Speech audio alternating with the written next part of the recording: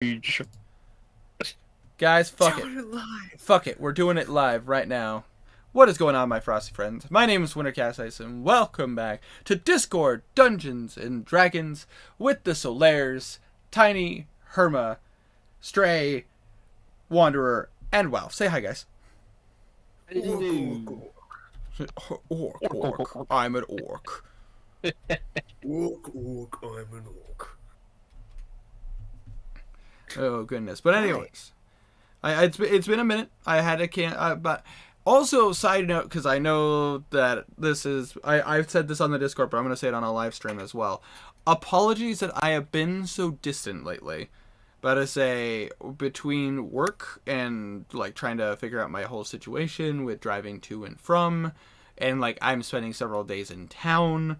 I'm working on a schedule, but until I like make sure all my stuff is up to date paid for and I can put some extra money into gas so I could keep making the trips back and forth, I can't have a regular schedule just yet. Which bums me out because I want to stream more, but I can't. Yeah. However, I am pushing myself to record more, which is why you guys got to see 2 videos this week. And I try my hand at editing. I'm still not great, and it still takes me longer than I want to. But I'm trying. I really am. I'm trying, man. But to say, I know I gotta poke Cameron, but I want to send. I got specific videos I want to send his way. But the point being is I'm trying. I really am. I got some fun like short game videos and stuff I have planned post and everything. I just bear with me if I'm not streaming as much because I'm working on. I promise I'm working on some stuff. I will get back to a regular stream schedule as soon as I can. Understandable. But I just wanted to put that out on the stream so that way it could just at least it's there. You know what I'm saying? Yeah. I really do hope nobody thought I was like, man, this whole YouTube thing, fuck it. It's like, no, I swear, I still love it very much. It's just, I'm busy as fuck. Life kind of hit me like a freight train. And now I'm like crashing at my parents' place and at friends' place constantly because I don't want to spend $100 every week to drive to and from. Completely understandable. I don't care to drop $400 on gas every month. Oh, where's my other dice? But with that being said, though, let's go ahead and get back into some D&D because I missed playing. I know you guys missed playing, and there is still a lot of fucking chaos going on right now. So Gonna die. last time on D&D, the Solaires successfully infiltrating and sneaking among the denizens of the capital of the Ravaged Path. You guys were able to infiltrate certain places, some successfully, some not as successfully, some wild and wacky, some not so much. We got to see Belwraith fight and how he was able to successfully overpower the orc and was able to question for information. Successful interrogation. We got to see Kazir be able to get into the library and find out a bunch of information. Oh yeah. With the mayor. You were able to successfully get some information and even find out more about the enemy that you were dealing with, including who they've been working with. And then we have one of the biggest heists from the most least expected characters. We got to see Garnan sneak in and successfully heist the goddamn treasury, stealing over 10,000 gold, stealing a bunch of magical items, found the artificer library. And then, with a stroke of luck, I really thought he was going to set off the alarm, but he didn't. Successfully snuck into the Artificer's secret laboratory and actually stole a bunch of his shit there. The only thing he did not take was literally the floor and a warforge that was gutted but was still technically active. Yeah. but In the successful. center of dying and alive. But successful nonetheless. And then tricked the people inside of there to believe that children did this. I'm not just a genius. God damn it. Like, what's worse is that, well, if you don't understand, Blue is going to have to be right next to the Tanaruk when he's told about this. Yes. And Blue is going to be so confused. You know what that sounds like to me? A him problem. That's fair. That's fair. To me, But it sounds like opportunity to take my anger out on some more. but right now, before we get to Blue, I want to take us to our friendly neighborhood artificer, who successfully was able to avoid. Last time we checked in on him, he was able to successfully avoid a very particular monk that was traveling through the town. And I'm actually having to take a moment to remember where Henrik was going next. Was he, if I remember correctly, was he heading towards the keep? Fucking no. I fell asleep that session. Better say not last session, but the session before. That was when you and your partner were able to successfully escape the Zeta Rook from finding you. The last thing I remember was us just leaving after we jumped out a window. That's literally, I don't know where we were going. I don't know who we were gonna meet. All I know is that I'm going there to kill. I remembered what you were doing. I'm pretty sure you were going to the east exit. Better say The one- as the dungeon master, because of the fact that this should have been my responsibility, I should have overlooked it, and I neglected to do so because of my illness. I will let you as a player decide. Is there a particular place you were heading to, or like in the city, like trying to get information or try to look into something, or a particular thing you were going for, or would you rather you try to escape and make it back to the base of operations?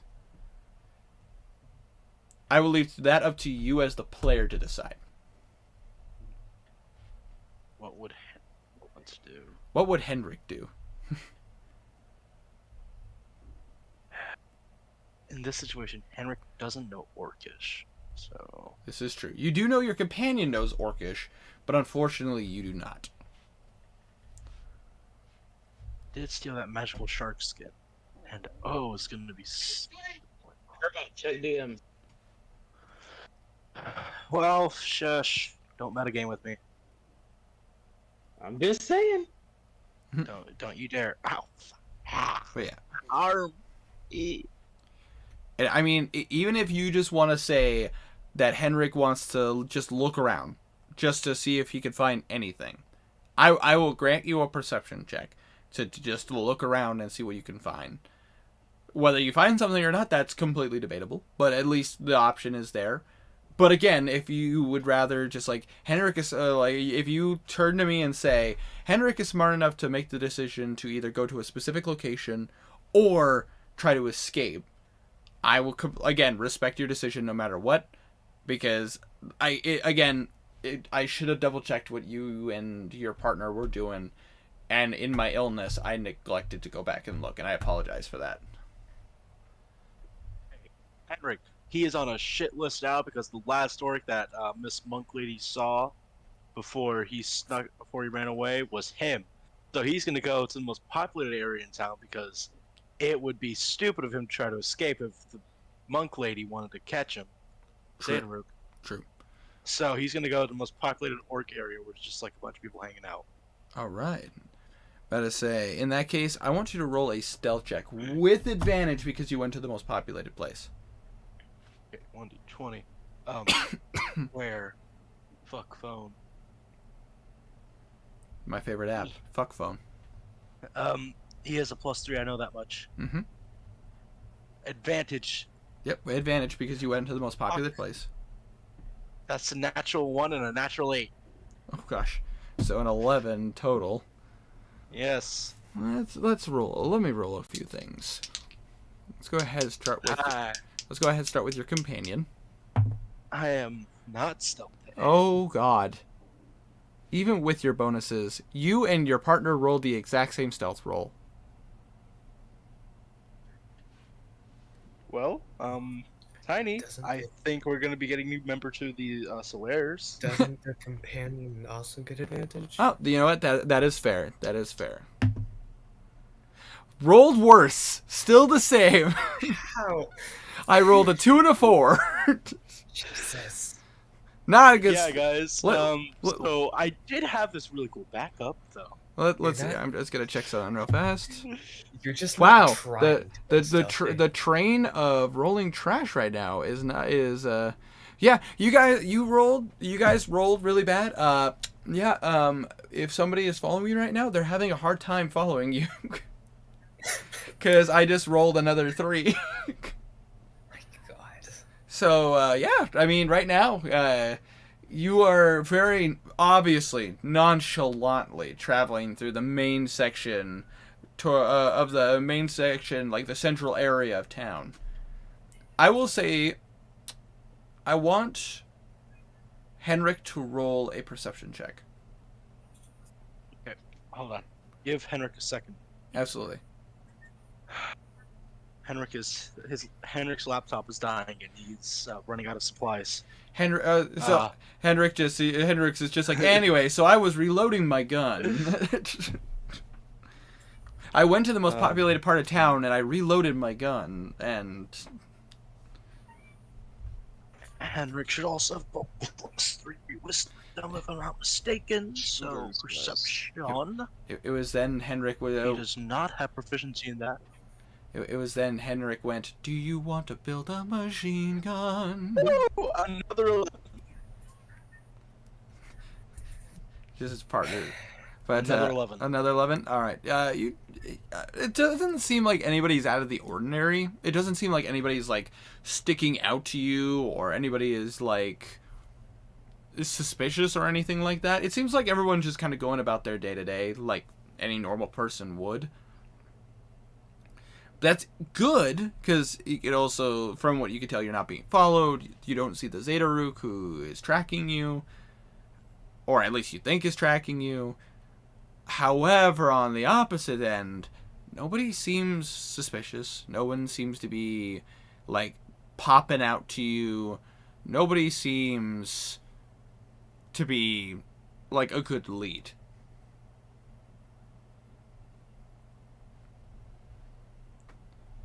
Okay. At least that's what you're getting from with an 11. Yeah. So, now, what would you like to do? Now would be the time for any sane person to push their luck. The question is, in what direction? God, notifications. God. Please go away. Oh my gosh. Everyone hate on my sister. I lost the game. God damn it. I Fuck lost you. the game. I lost the game. God damn it. Exactly. My sister messaged me and literally said, I lost the game. Lamau. Okay. I'm Yeah, going to please tell my friends that don't dead. lag. Using an app doesn't require data. Okay. Why do I have... Oh, okay. Yes. I will do that. I'm gonna cast See Invisibility. Oh? I'm gonna... So Henry's just gonna pull out one of his potions and just... Hi, Johnny. Welcome put to the that chat. bit, and then cast See Invisibility. Alright. So you chug a potion, and you just feel like... to explain the sensation, I picture Tom from Tom and Jerry drinking a whole, like, mug of that potion concoction that Jerry made to try to make himself stronger. And suddenly, you could see... you have sight beyond sight. And you can see things that most others cannot see. Roll a perception check. That's a 12. Aha! I'm gonna flash of genius that, because fuck. 16. 16? You just enough. You kind of park yourself off into a little area. You kind of sit down amongst some other orcs. They're just having a casual conversation. They don't seem to pay you any mind. And as you look around, you see a familiar female figure going through the crowd. Nobody seems to notice her. Nobody seems to identify with her. She just seems to be noticed by no one. And it's with your spell that you realize she was traveling invisibly. No one would have noticed her at all if it weren't for the fact that you could see.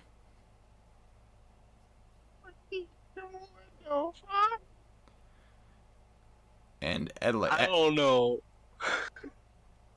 and as you're like kind of sitting there, you kind of park yourself, like you kind of lean back a little farther, and you watch as she just passes by. Doesn't even seem to notice you. But she also doesn't notice that you noticed her. I was expecting nothing from that. I'm gonna be entirely honest. I was expecting absolutely nothing to come from that. You accidentally found out one of the reasons why the Zetarook pretty much is never seen coming. Because one of the big discussions was that for some reason she could get anywhere and take care of anyone, and no one understood how. I am a genius. You accidentally found out how she did it. Nope, that was pure skill. Yes, obviously, all according to plan. Yep, just complete skill. If you would not have flash of genius, you would not have noticed. Like I said, pure genius. Absolutely big brained. What can I say? I flash a genius there, and I figured it out. All according to my foolproof plan. The bane of my existence, your fucking flash of genius.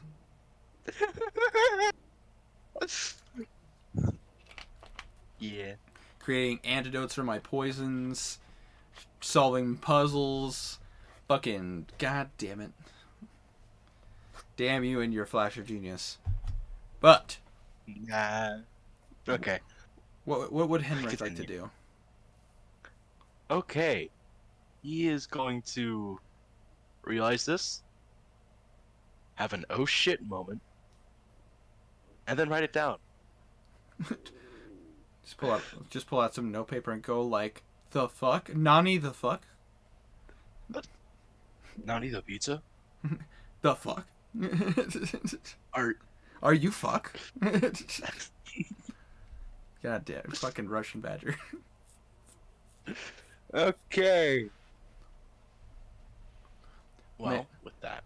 I can't believe you ordered none pizza left beef. I don't know how many people are actually going to get that reference. It's so old. Henrik is gonna just, after he writes down those notes, walk away. Just walk away. In that case, I'd like you to roll me another stealth check. Yeah. 12. Why don't you flash a genius it, Henrik? Nah, it's fine. Flash a genius your fucking stealth checks. You do have advantage because you are traveling amongst the orcs. Hey, 19. You want me to flash a genius that one? Yes, flash a genius it. Use all of your flash of geniuses so I don't have to worry about them. Nah, I think I'm good. Okay, sounds good. About to say your partner got a 22, so you start riding through town, and your partner seems to be following your lead, and you watch as you are walking out, they kind of lean forward and go like, "Did you see something?" Yes. The Zetarook can go invisible. I don't know how I feel about that. Magic eyes. And he's like, his eyes, like his glowing yellow eyes, just like, like the Batman thing. Yeah, fucking. Like you just use prestidigitation and make your words appear in your eyes.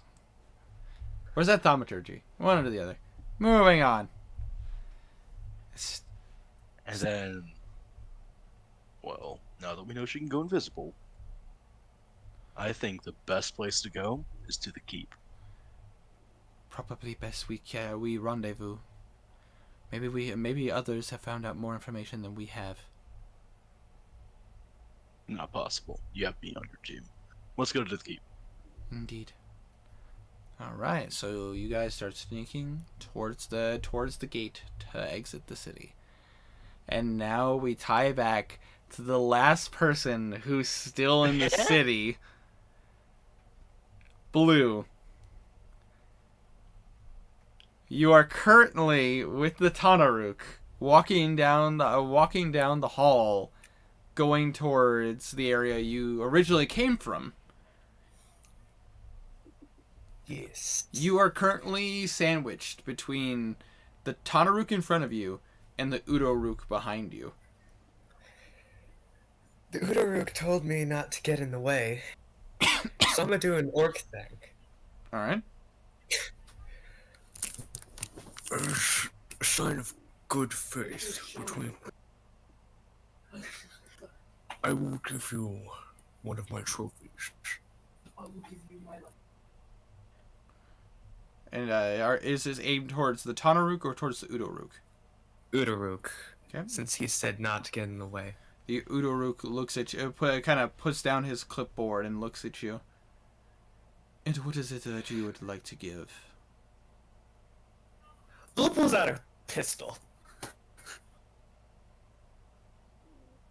Roll a persuasion check with advantage.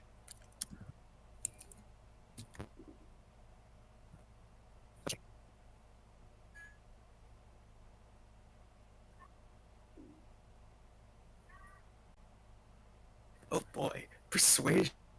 Here we go. Wait, that was one roll. And 16. 16?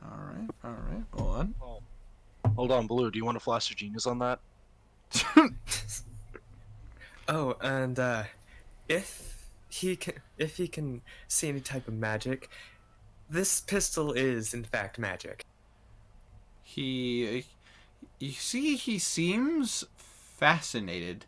He takes it from your hand. Do you know what? Let's go. Do you know what this is? Yes. It is a pistol with the enchantment of having infinite ammo.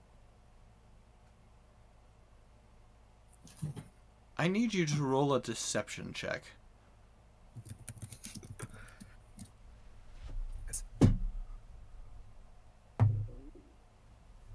Deception. God, God, I am rolling garbage tonight. Jesus. Ah, that's a 15. Even with all his bonuses, and his bonuses are good. Fucking 13. I'm just rolling garbage right now. I built this guy literally to be incredibly smart. Fuck. He looks at you. You're smarter than the average orc that I've met. I'm not an average orc. You watch as he mutters a few words under his breath.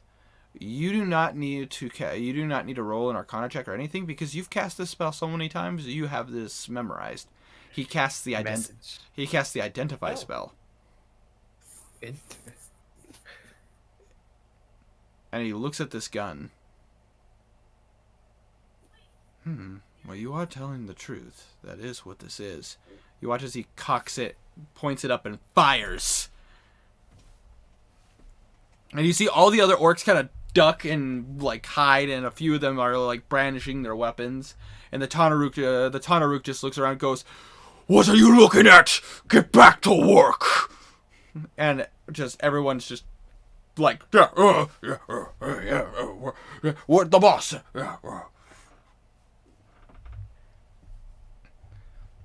But I got 2 root beers. he looks at, you see the Udo-Rook keeps looking at the gun. This will definitely be a worthwhile investment into looking into. We'll have to have our artificer look at this. The Tanaruk turns. Our who? Our magic point boomstick man. Oh, yeah, right. That man. Oh. Ah, that man, yes. I like boomstick man. Boomstick do a lot of damage. Boomstick like cannon, but in hand. Very useful. Very useful. And as you're walking, Blue, I want you to roll a perception check. I'll roll a perception check. With advantage because you speak Orcish. Okay.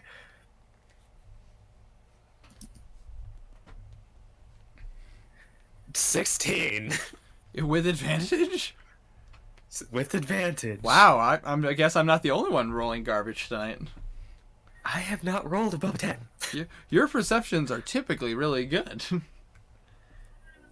You're noticing there's some commotion going about. A lot of people, a lot of orcs and goblins running around. Seems like a conversation's being had. Apparently they're looking for a child or children or something. You're not quite sure. You see the Tanaruk kind of go down a hallway. And as he comes down a hallway, you notice, as you walk down this hall and the door opens, you're walking into a straight hallway that has like 4-ish doors. And then there's a door just going straight. And directly in front of you, you see a group of orcs discussing with some goblins and a few other characters. And you see the Tanaruk start speaking in Orcish. What the hell is going on here? And you see the orc go, we had an incident.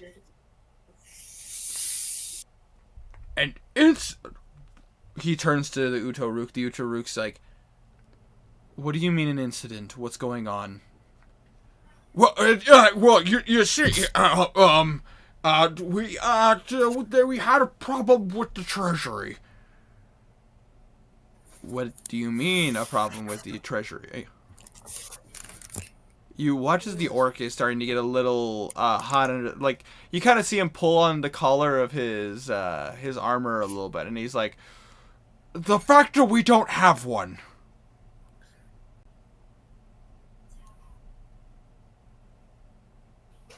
And you know what? Blue, I want you to roll an insight on the Tanaruk. Okay.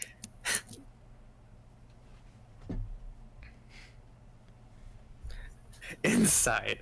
Yes. My special good skill. Yeah, no. 5. Let's see how plain he is. Wow, I guess you can't read him that well until finally you hear an explosion. What do you mean? Where's the treasury? What happened? Well,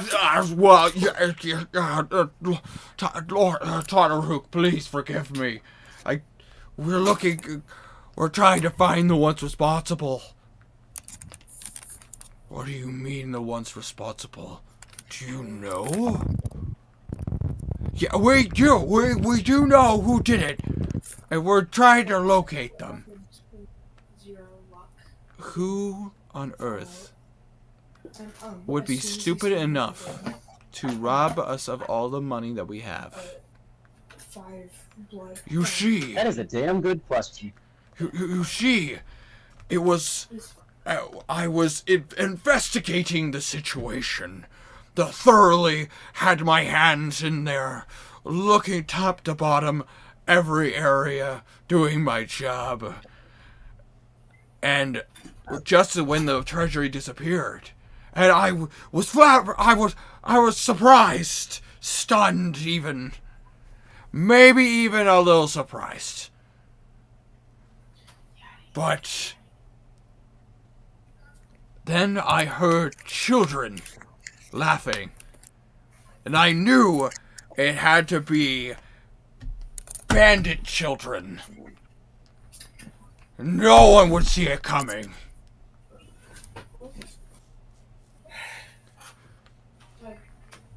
Lou, I'd like you to roll an insight check. Do I need to? I mean, you can decide. You can decide what you want. Otherwise, you can insight to see what you think.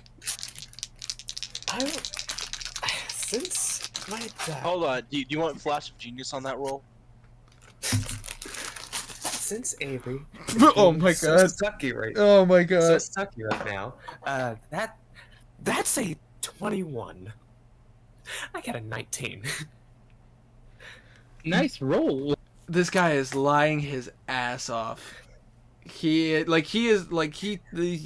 only thing that you know can read out of this guy that he's telling the truth is he thinks children are involved. But as far as like, he obviously wasn't doing his job well. He was probably being lazy. Until the treasury was emptied out, and then he was like, "Oh fuck, this was supposed to be my job." And then he heard the laughter of children. So obviously, bandit children. There's no way a child could break into here. It had to be bandit children. Obviously. He rolled a 2. I'm gonna see. Tanaruk? Oh my dude! Oh my god. Natural 1. The Utoruk, the natural 20 for the Utoruk. Yeah, he fucking knows he's lying. The Tanaruk is like, by the gods, for the love of Grumsh, we need to find these people. Find these children! Bring them to me. Children or not, I will see them beheaded! Tanaruk, sir. He's lying to you. The Utoruk leans in. He is correct. What was your name again?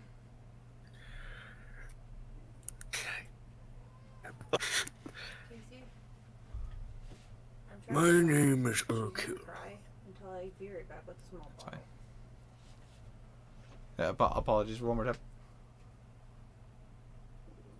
My name is Urkil. Urkil is correct. This man is lying to you.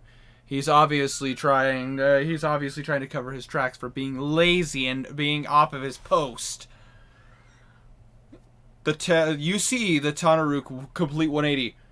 Right, yes, I knew that, obviously. You watch the Tanaruk pull off of his back.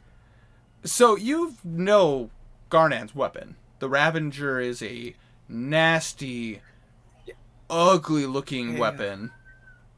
You've described this weapon to Blue Yep. before. When the Yes. Tanaruk and Yes, I have. And this weapon is just as rustic and ugly and terrifying as he pulls out this giant ass great sword off of his back. And he looks at him. You want to run that by me again? What happened to my treasury?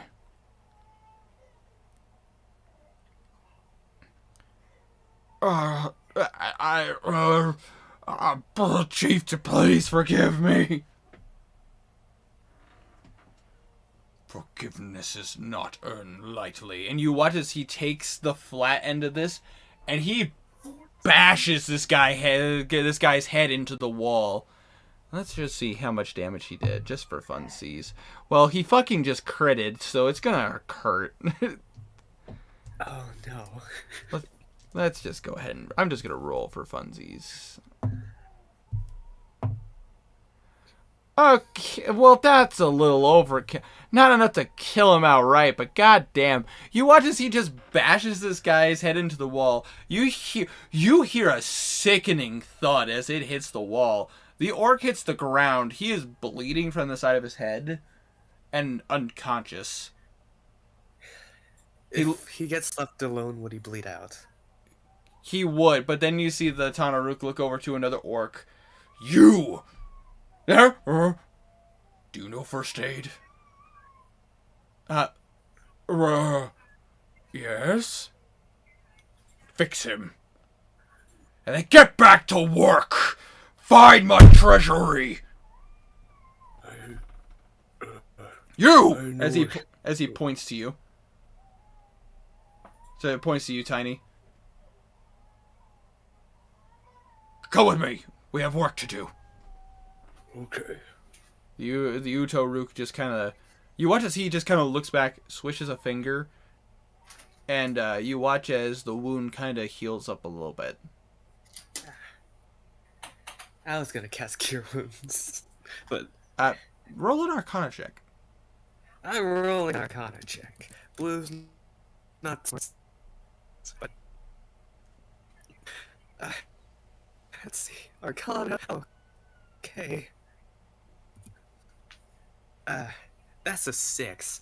I'm not using Avery tonight. Yeah, you cannot identify the spell that he used, but it seemed like from what you could tell, at least from like base observation, seemed like a simple healing spell, but you have no idea what spell it was. She's not gonna be happy, but it's okay. Would it be something that Nagel has used? Yes, it would be something Knuckle has used. Unfortunately, you're not well versed in this, so you're not super familiar. At least not this version of it. He used it, I haven't, I don't care. Yeah. But either way, as you continue walking down this path, it's your lucky day to be here, you know.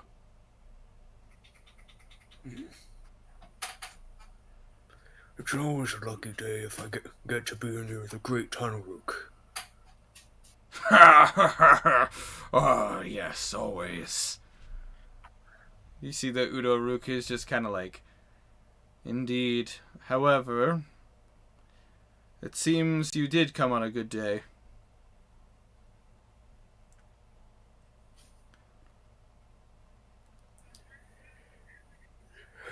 Speaking of, Tom, we have some business we need to take care of in the chambers.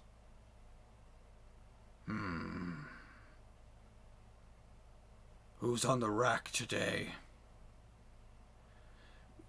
Well, actually, we have some new folks on the rack today. Seems we had some spies. Spies? What do you mean? Well, you see that Udo Rook is flipping through some pages on his clipboard. Turns out we had a couple people in disguise traveling through town.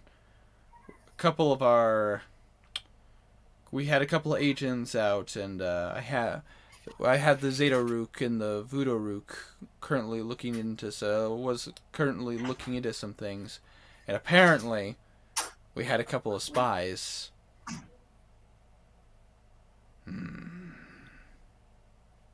Hi. Spies for who? Spies for who? That's the problem. We don't know yet. Right now, we're interrogating them. They seem to have had colleagues, but they vanished the moment they were caught. So we only have one end of their group apparently.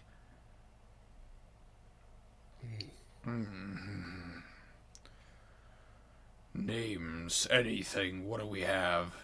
It's better we go take a look at them ourselves. One particular has caught my interest, because I recognize her.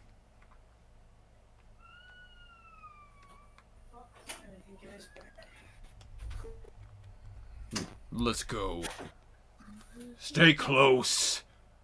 A lot of paperwork will need to be done. And I hate paperwork.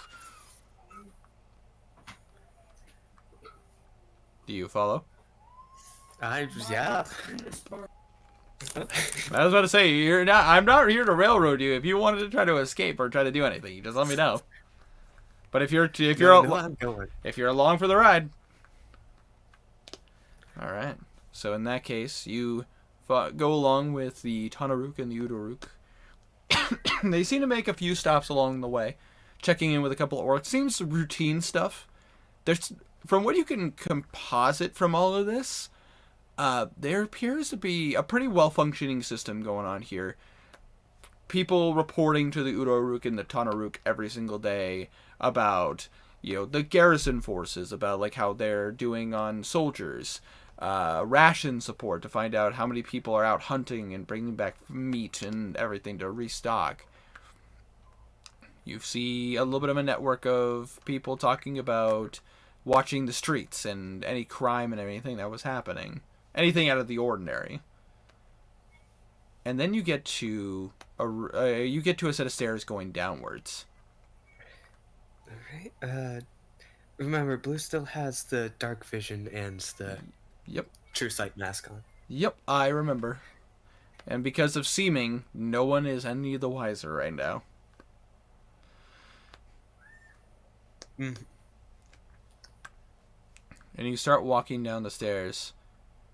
Oh, he watches, he turns to you. Yes. Don't try to come here without me. Or him, as he points to the Udoruk. The door doesn't open for anyone else. You try, and you see he lifts up that nasty blade and points it towards you. And I'll gut you and paint the walls with your entrails. This work knows this place. Good. And you watch as he put the blades back. This better be worth our time. And you watch as he goes down and he opens the door. And Blue, you are in a pretty massive chamber. This room is pretty big, actually. And you even see 2 fountains in this room. You honestly have no idea what this room was used for prior. However, right now, you see around the room there are about 20 racks, torture racks. Some are covered in blood. Some of them have stains from things you don't even want to think about. You even see a couple people dead, just laying on the floor. However, Blue's been through this town. I hope to God he doesn't recognize any. just roll a history check. Just Okay. base history check.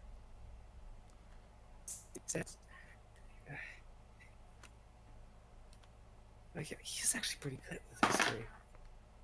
That's a 17. 12. 5. You look at these guys, and it appears to be just 2 men. They seem to be human nature, like late 30s. They don't seem like anyone you recognize. They're probably locals, maybe farmers that probably worked outside the town or were like nearby. But nobody that seems like familiar, if that makes sense. Just when you live in a city, you see everyone, and some people you just miss. And these people probably were just probably people you just never met. However, as you look around, there are 4 figures in this room you recognize. Immediately, you recognize the mechanical mayhem that is Knackle, currently tied up to a torture rack. But he doesn't look any different than he normally does. He's just there. You recognize a giant gator folk who is unconscious, bleeding out the side of his head. And you see that he obviously already has cuts and lots of wounds on his body.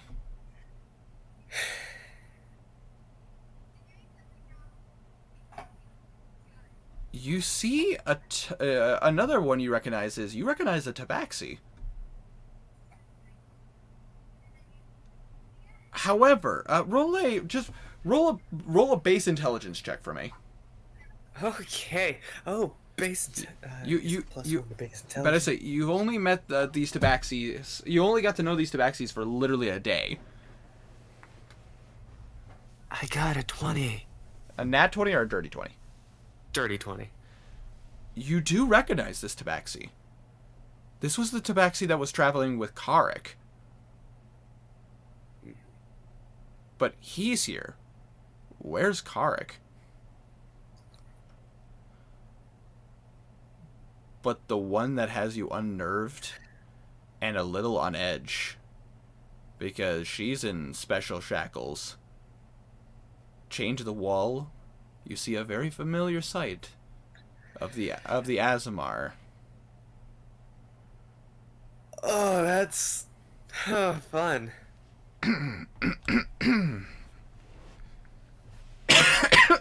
Apologies, I was trying to say her name and I started coughing.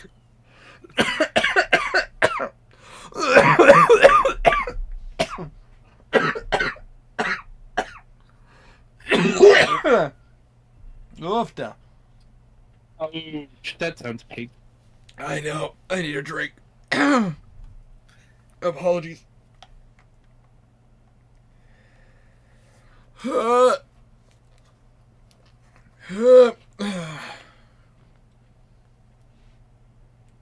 Sounds like you came about a centimeter from losing your lunch. Or dinner, I mean. Yeah, that hurt. I'm okay. I apologize. I just started coughing. Hold on 1 second. Yeah, but these are very particular notes.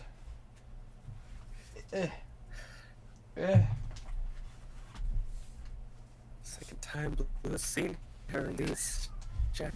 That is correct. Da-ba-da-ba-da. Let's see. But yeah, this is the second time you've seen Alosa locked up in chains. Yeah, little side note and a little peek behind the scenes. I rolled for all their adventures. Yeah, I kind of knew you would roll, but I had no idea that it would end like this for them. I want you to burn Alyssa's dice right now. Yeah, about to say. Why did we let Knackle and Philman go? Because they were under seeming. No That one. doesn't mean they're any more stealthy. We're persuasive. You'd be surprised. They did all right. The problem for them was some of them were, just bad luck. Some of them, there was someone looking. And it nearly happened to a few of you while you were traveling inside of the city. Bellwraiths, for example. Yep, like Bellwraiths. And let's not forget about Henrik, who nearly got caught several times. And for some reason, people just knew. But as you look around, Voting. you do see Knackle, who doesn't seem unfazed. He just seems like he's just looking around. He's not saying anything, but at the same time, he looks like Knackle. No worse for wear. Look like Knackle or Knackle under seeming. Oh no, not Knackle under seeming. It's just Knackle. Oh. His seeming was dropped. Fun. Philman's seeming it was also dropped. But he looks beaten, battered and bruised, like someone roughed him up pretty bad. The Tabaxi seems pretty roughed up, but it seems okay overall. Alosa's the one who looks a little. She doesn't necessarily look injured, but something's not right. She's conscious, but also she seems out of it.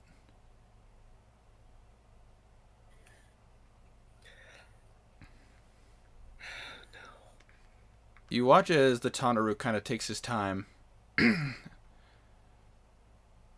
So who's on the docket? The Udoruk kind of walks around and goes, well, it seems that the Solaires decided to pay us a visit. What do you mean? Those... that group you were telling me about. Wanted poster people? Yeah. A group that's been causing problems in my empire. They already stopped an invasion, and now they've been causing problems with my other people. How am I supposed to control this place when they are doing good? Or whatever the fuck they want to call it. Who do we have? Well, probing them a little bit, it seems this robot, this mechanical fellow, his name is Knackle, or at least according to his information, Warforge 710.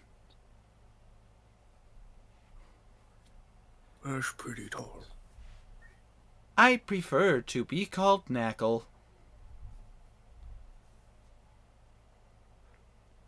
For some reason, we can't get him to shut up.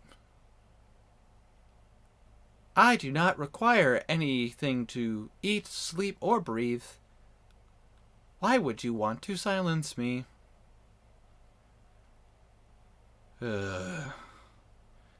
Torturing him is not gonna be easy. Well, it never is.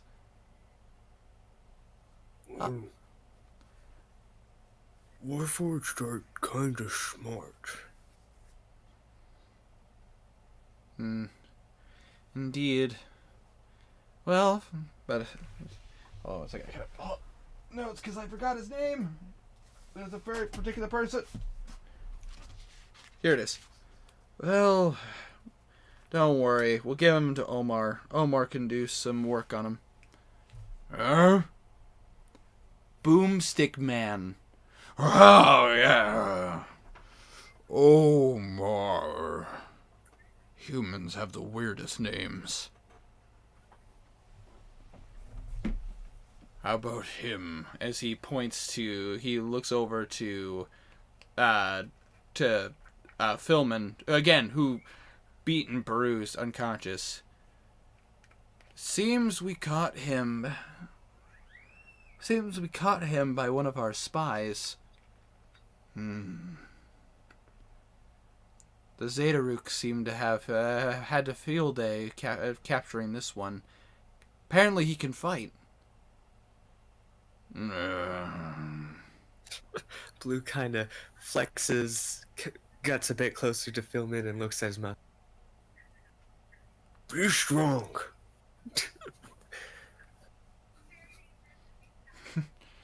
About to say, from what you can, from Blue, as you kind of get closer, yeah, you could definitely tell Philman's been through the ringer. Like, he even looks like he's missing a few teeth. Apparently put up a fight. I'd expect nothing less. Look at him. Definitely a fighter. And I love a good fight. He'll be fun, at least for a bit. Who's the cat? That's the strange thing. we don't know who he is. He doesn't talk. He doesn't say anything. All our magical attempts to get him to talk have been with failure. However, we did see that he was traveling with a drow. One of ours? No. This was one of the Solaires travel with a drow. I don't remember his name, but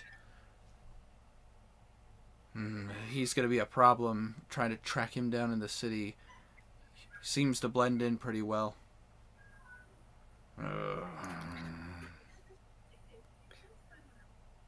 I think I remember hearing Drow's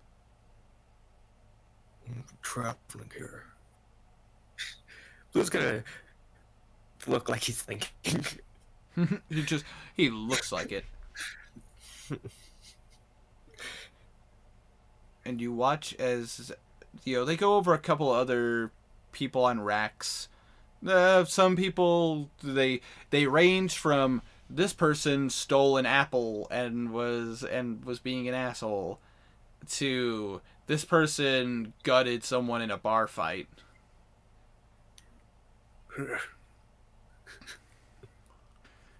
And then finally, you guys walk up to the back where you see Alosa chained to the wall. And again, Blue, you kind of look at her. She seems like she's awake, but she seems so out of it, and you don't know why. Unless you want to roll a medicine check, of course. I'll roll a medicine check.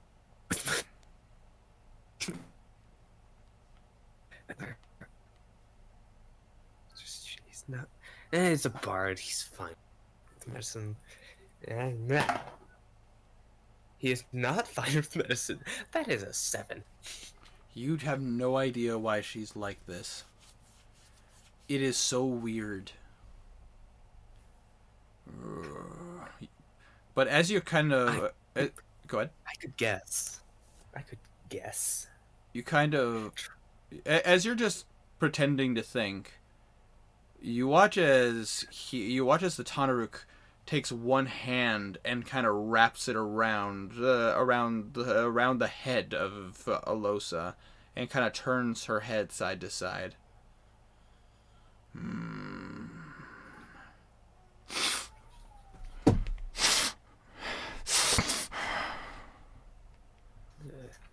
Azamar.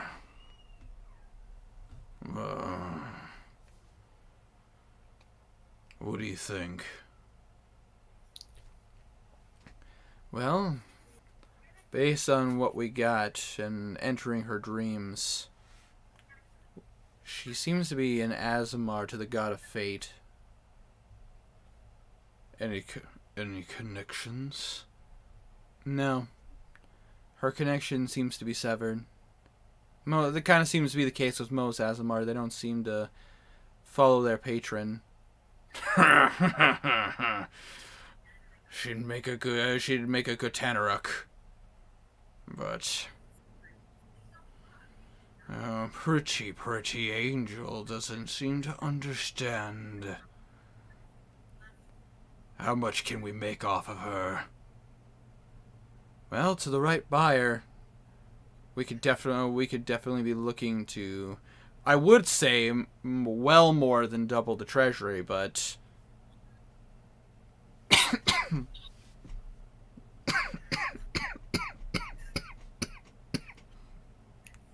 Apologies, hold on.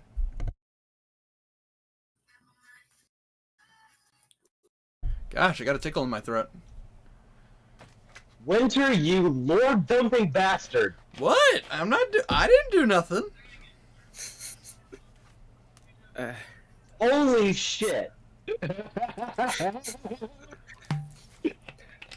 I'm just. I can't say anything because I don't remember whether or not they know, but I know what you're talking about, Winter. I know. I am trying to find out what I should do here. I'm just the dungeon master. No, I'm just God. try to stay out of it. Yeah, I'm just the referee here. I I have a 3rd level spell that I could cast to get 2 people out. They could help the others. He It's does. called Enhanced Ability Strength. You watch as he kind of you watch as the Tonaruk has not let go of Alosa yet. Can I cut in with the amount of money? What do you know? A while back, I was traveling through Melbourne, and they have slave trade there. An unharmed Azamar watch. That's what I know. Roll a persuasion check. Okay.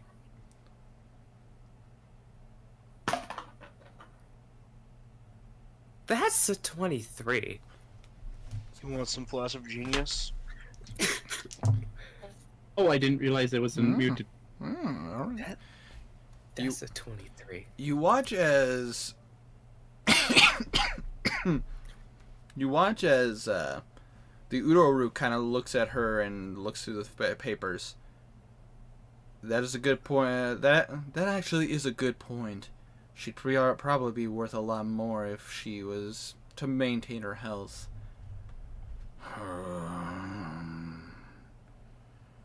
Probably right. And you watch as he lets go of her head, and her head just kind of droops. Keep her drugged.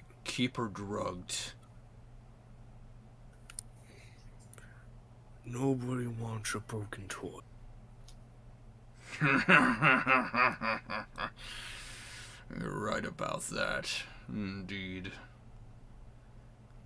In the meantime, I will make sure that she gets some more Orcbane. It'll keep her sedated, and you watch as he kind of lightly taps the side of her face. Content.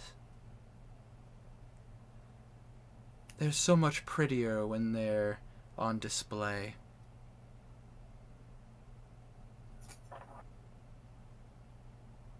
And besides, with them here, we can flush out the rest.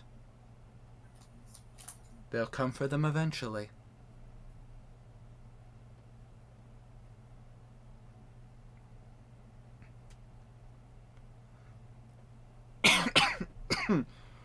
You watch as the Tonaruk just kind of looks at all of them again.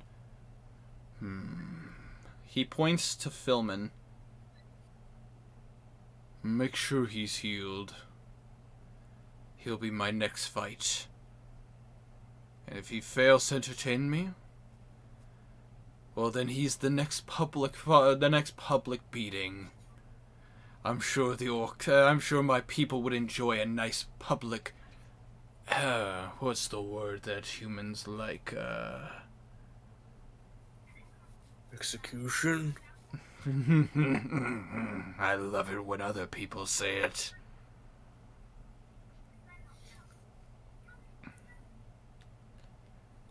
We have business to attend to.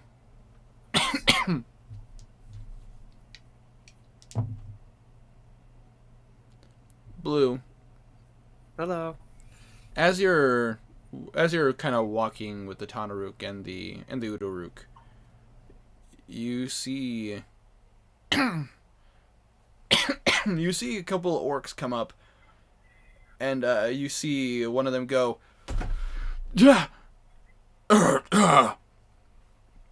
Lord Chieftain Tonaruk, Udoruk, we have news.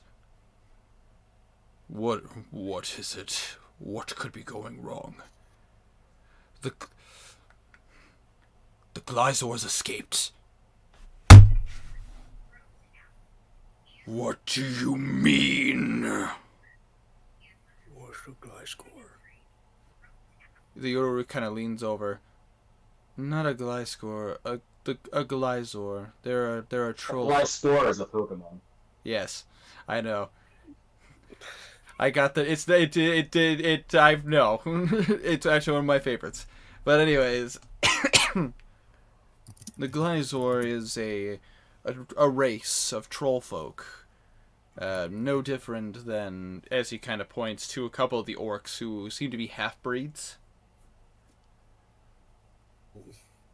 They don't come from here. They come from Atalvor.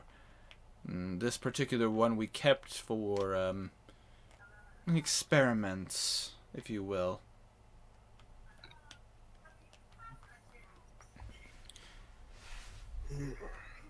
I told you we should have moved him in here.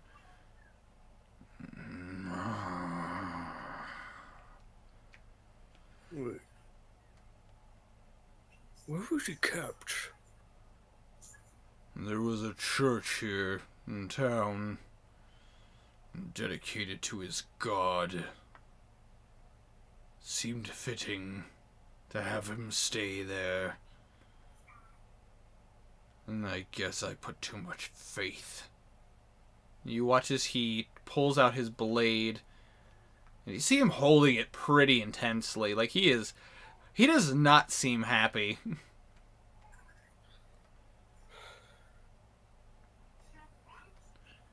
I have a hunt to do. You, as he points over to you, Blue. Return to my chambers. I want to make sure my armor is sparkly clean. Udoruk! And you just see him just kind of go, yes, I understand. I will get to my equipment, and I will see if I can track him down. However, the Siphoner is always going to be a tricky one to hunt. And you watch as you all are going through a door frame, you watch as the Tanaruk purposely kind of just lets his blade drag along the wall. It just, all you hear is as it's just scraping along the metal. So it was a good idea not to ask if I could polish it. Probably a wise call. But as you get to the main area, you watch as the Tanaruk and the Udoruk seem to be continue walking through some more doors to the right. You are back in the chamber where you first started.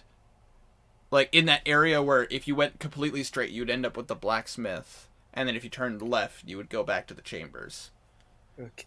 I would like to take a peek into the blacksmith's room to check if he's still there. You peek, you kind of take a tiptoe and you kind of peek in. There does not appear to be anyone in there right now. Oh, I wanted to flip him off. Okay, I go down to the armor chamber. All right, you head back to the chamber of which you originally came from, the Tanaruk's chamber, where you see the Udoruk's. You see a couple of desks, a makeshift throne, and then you see like various weapons and armor and all that stuff. Am I the only one in there? As far as you can see, you are the only one in here. I'm going to walk around the room using my true sight to make sure no one else is in here. Roll a perception check. Roll a perception check. That is a 16 plus 7. So 23. 23. Yes. All right. So you take your time and you kind of look around. You kind of make it just look like you're taking care of some stuff, doing some mild tidying. And as you are going through the room, you see a figure kind of jostling with one of the desks. Is it my buddy? From what you could see, you see someone who kind of seems like has a little bit of a slim build. You can't see the face because the hood is up. But you do see at the side, you do see a kind of funky looking short sword. So it is not my buddy. Okay, where'd my buddy go? I'm... You could always call out to him. Yeah, but that would be a bad idea.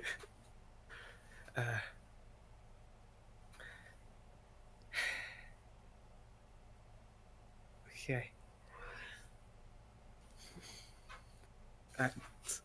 Well, there's a person jostling the desk. I can notice this. Who's at the desk? You watch as the figure stands up. Listen here, pal. I'm going to make this very clear. It's best you turn around and walk out the door and pretend you didn't see anything. Unless we're going to have some problems.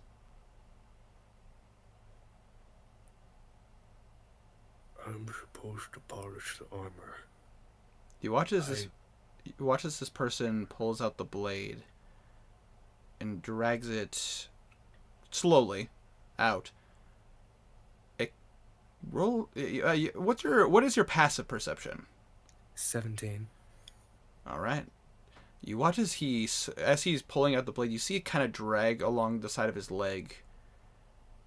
And you watch as he kind of pulls it out and kind of extends it. You see the little sparks of lightning. Listen, friend. It'd be best if you hear my words. As you turned and you see a white-haired drow.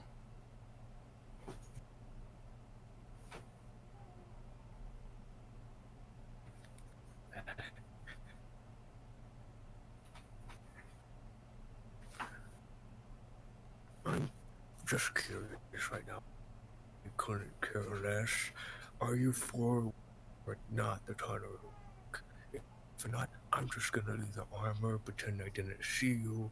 It'll be better for you if you are. I'm gonna do the armor, pretend I didn't see you. I don't care.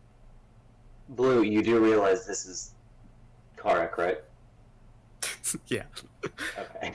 Just making sure. Roll a deception check. 7. 14. He looks at you quizzically. Do I know you? You seem familiar. You probably do. Blue's gonna drop the orc voice for a second. It's Blue. You see relief on his face. Fuck's sakes, friend, please don't do this to me. Good, I thought I was gonna have to murder someone.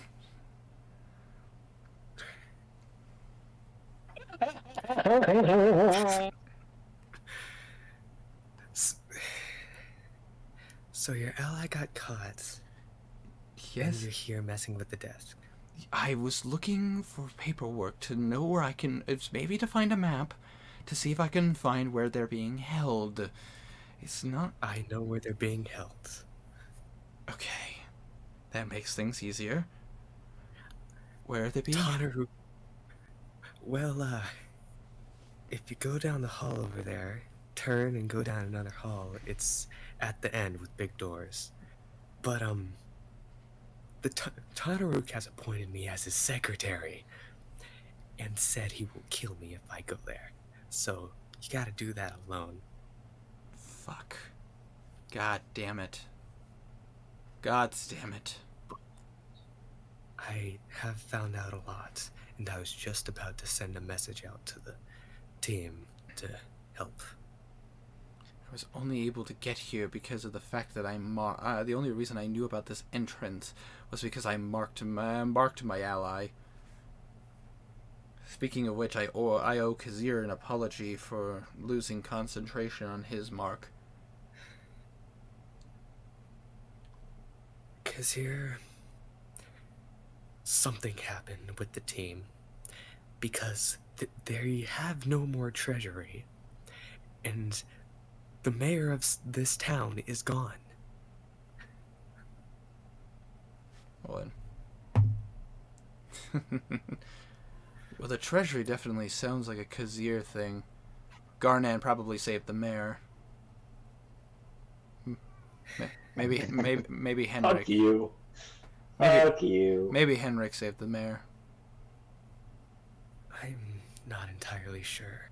I have been sandwiched between the Uduruk and Tanaruk for a long time.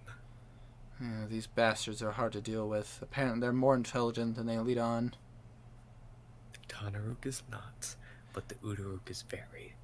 Well, the thing is, I had to give the Voodoo-rook a bit of a slip, so they are a bit more intelligent than they lead on.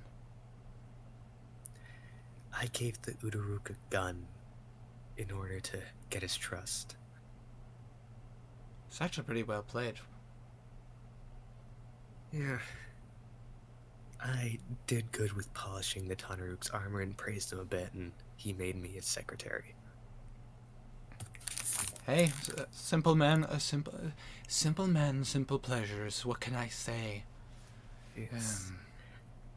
But the directions is that both of them are both the Tanaruk and Uduruk are currently not there.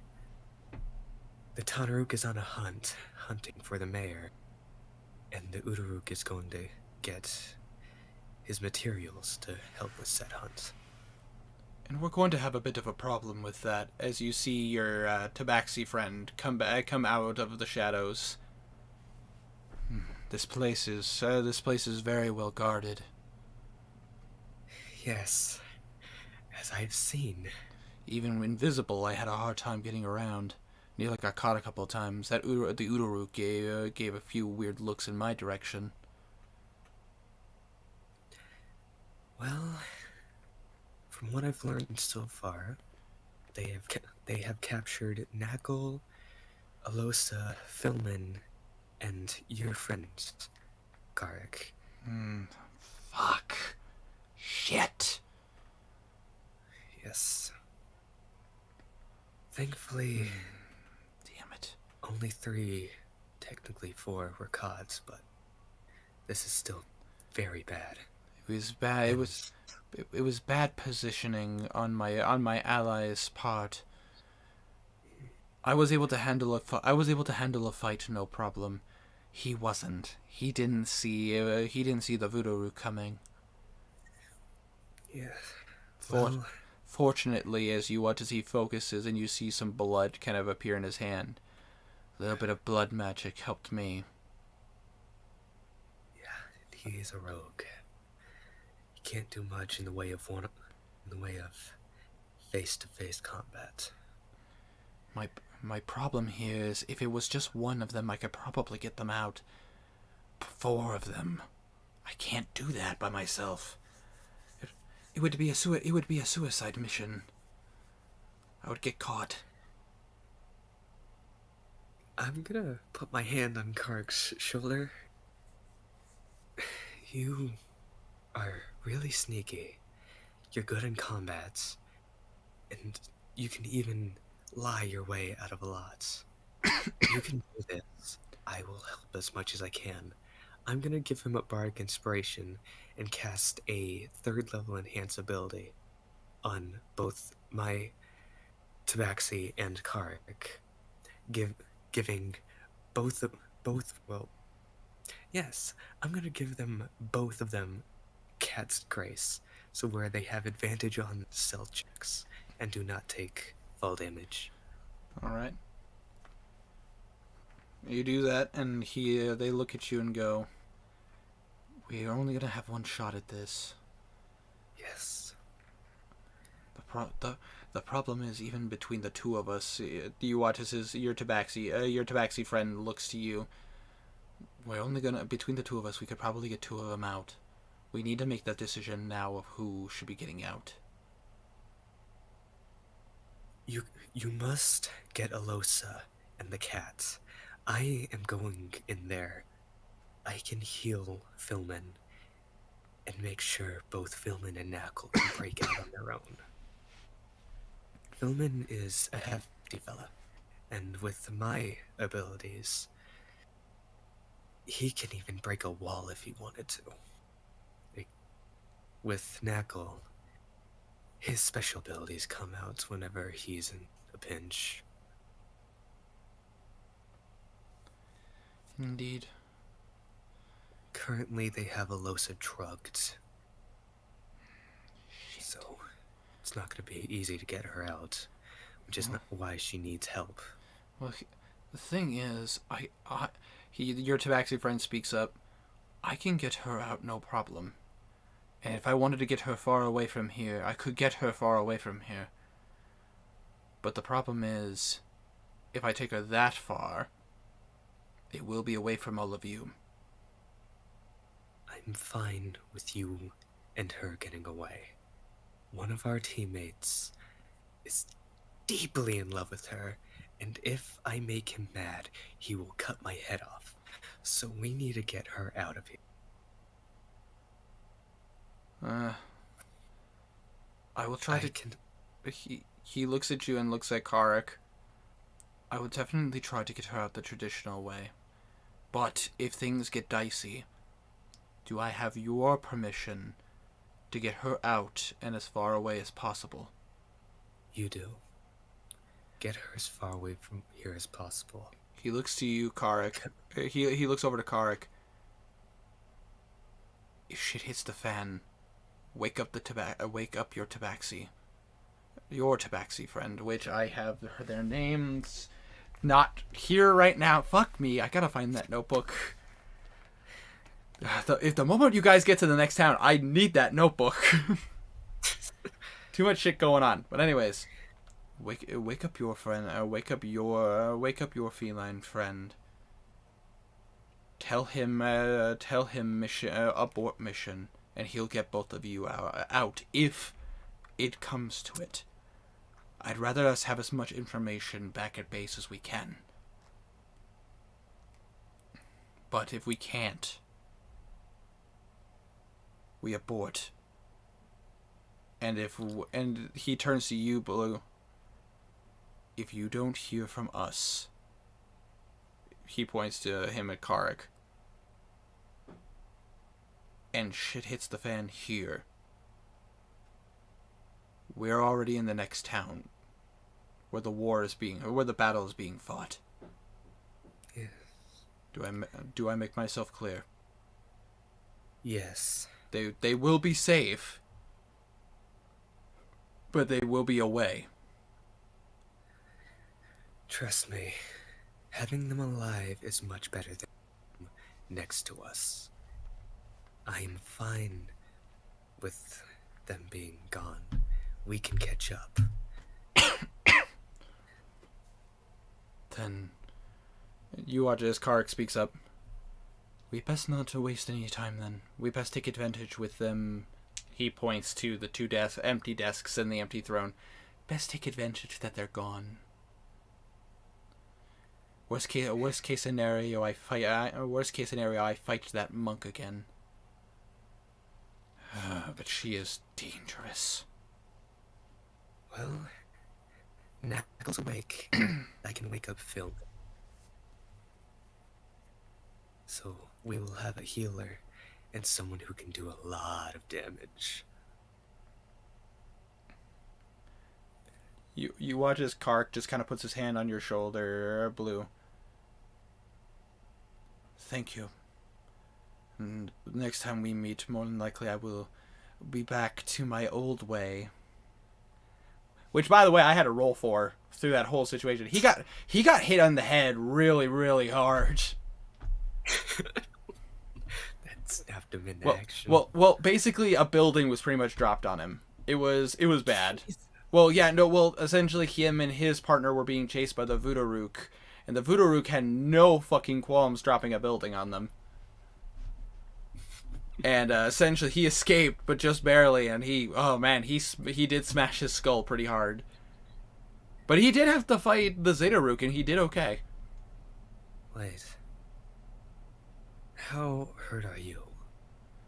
I can do a good amount of healing. Don't worry about me. You watch as he pulls out a couple of vials. Turns out the artificer here has a little bit of a secret stash, or at least he used to. I love Kark now. Well,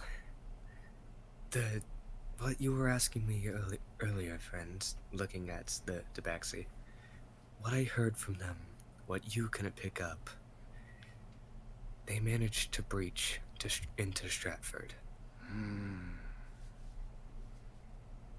God damn it. That's a problem. That means the battle must have gotten into the farmlands. Yes. With how big those walls are, I am worried Indeed. on what they have there. They must have had something. A weapon, or a person, or maybe even another faction assisting them.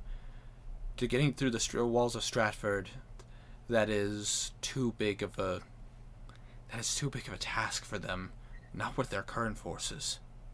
That's because they most likely aren't alone. We need to reconvene with everyone so we can start making a plan of action and compare notes. Blue just nods and pulls out a copper wire. I will send a quick message. He says, as a tabaxi and as a dungeon master who's been running he's been running 3 sessions where the party has been separated. Yes. I'm gonna cast sending. All right. Who are you casting sending to? Well, trying to figure out who would most likely be out of the town by now. I'm gonna cast it on their leader. All right. So the person Kazir was with. All right. Yep. The 25 words are going to be 14 teammates captured. The walls of Stratford have collapsed. Suicide mission going to save them.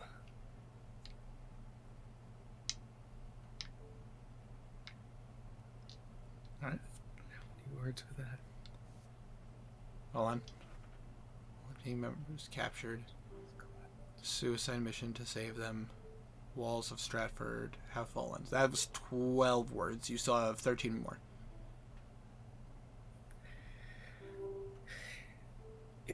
It is a trap if you come here. Okay, you have 5 more words. Stay where you are. Okay. Kazir,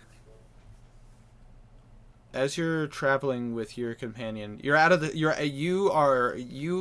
the mayor are currently out of the city when all of a sudden you see your friend stop.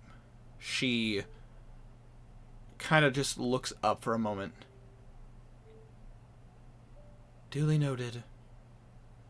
Heading back to the base now. Going to reconnect with as many as possible. Get out if you can. Will help if possible. That exactly 25. Yep. I was counting. Okay. Which, Kazir, you hear all of that. All of what she just said. Oh, cool.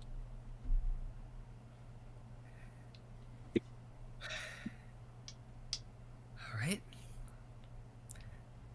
Let's go save them.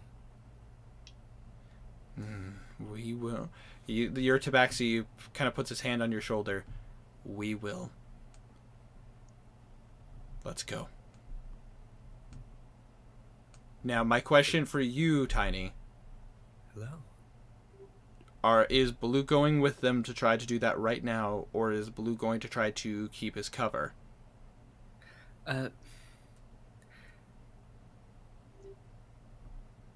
Blue's gonna go down the hall to try and cover for them, asking where the bathroom is. Oh my god. Alright, in that case, while you are going around that area, I want you to roll a performance check.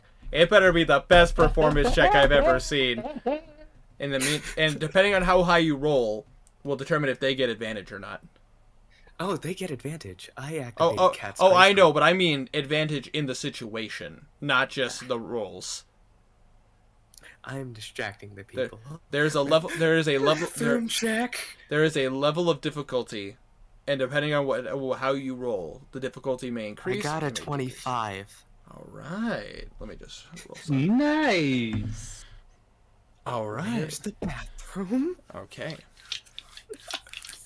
So you kind of get a group of orcs around, and they're like, "Oh, the bathroom is over that way."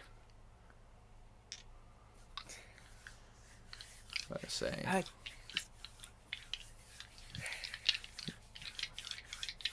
Give me an enthralling performance while I'm about to make some rolls. Well, due to all of these orcs seeing him with the Tanaruk, he's trying to keep a high status with standing up straight, looking strong. But they see his legs kind of crossed a bit. And I have several bottles of water on me, so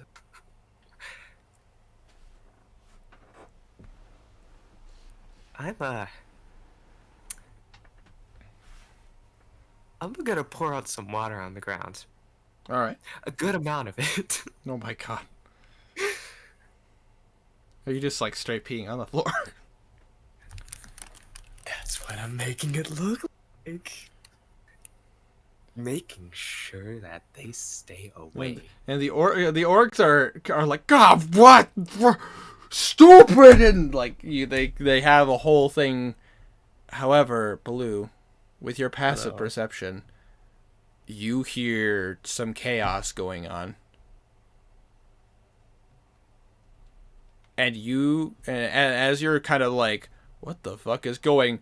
Boosh! As you hear an explosion come from down the hallway. Oh. The orcs kind of stop and go, what was that?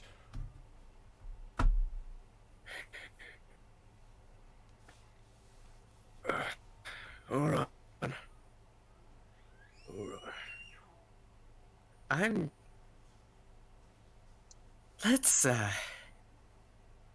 Let's see how I can. Oh, fun. Oh, that's enjoyable. I'm gonna go down the hall in the direction of where the door would be. And Hey, Winter? Yes. There are two patches I have wanted to use for a very long time. Robe, or From your my robe of useless items. your or robe of items. useful items. Yep. I go down the hall to where they just can't see me. I'm gonna take two patches and chuck them down the hall as I summon two mastiffs. Oh god. All right. So as you kind of roll a stealth check. I'm gonna roll a stealth check. I don't. Okay. Yeah. That's 25. You find this perfect alcove as they're trying to follow you and they don't seem to find you. All of a sudden, you rip two patches off and you throw them. And you see these two pad armored mastiffs just come up and they look at you almost as if expecting an order from you. Blue kind of points towards the orcs and whispers, "Kill." You see them growl and you see them just and you see the orcs go like, whoa, whoa. I'm gonna just roll for this real fast. Don't mind me. Just for fun. Just don't mind me. Contesting. Oh my god. All right. Okay, that was the first one. Well, how about the second one? How's that going? Oh gee. Okay. Wow. Blue, as you're kind of going to investigate what's going on, it's pretty bloody murder as these mastiffs are ripping out the throats of the people. It's pretty nasty to look at actually, because fucking the dogs rolled like high, like 18, 20, and freaking orcs rolled like a 6 and an 8. But it's pretty nasty to look at. The great thing about playing just Do you head towards where you heard the noise? Blue's gonna have the dogs follow in the direction the noise once they're dead, helping out by shooting. All right.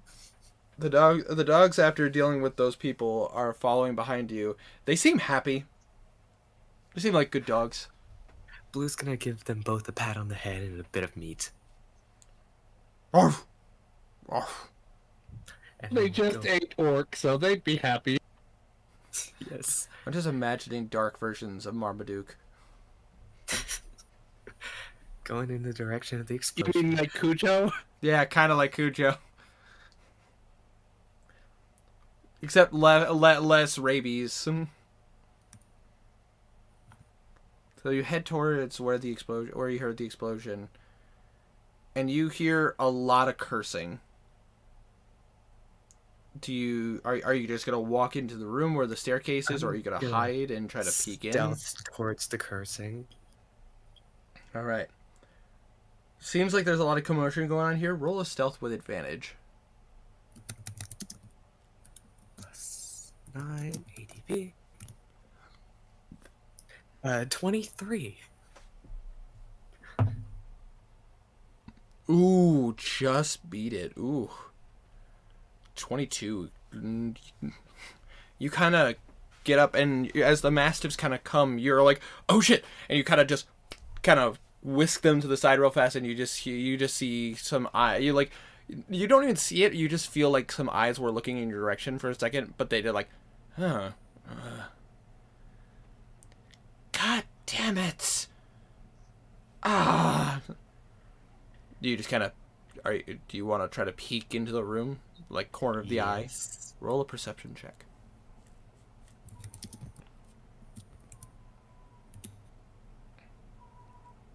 22.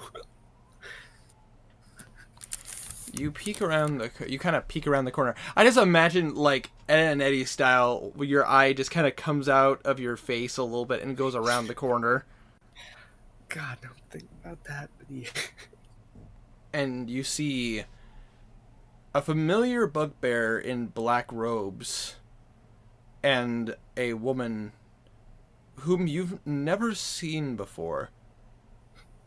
But her eyes, they are glowing and a light. They don't have. She doesn't have like eyes or pupils. It seems to be like white light with smoke kind of coming out the sides. And you see her clutching her side as she looks fucked up. God damn it! Ah, fuck! Quit your whining, my dear. The situation is under control. Easy for you to say. You're not the one who was almost blown up. Oh, relax. It's a delay. They merely sealed their doom. With that perception check, you know where the staircase is. You see a pile of rubble. Like where the door is. Interesting. You don't know the full scope of the situation, but you have to imagine if these two were here, and there seems like they were in a fight, there probably was some desperation plays done here.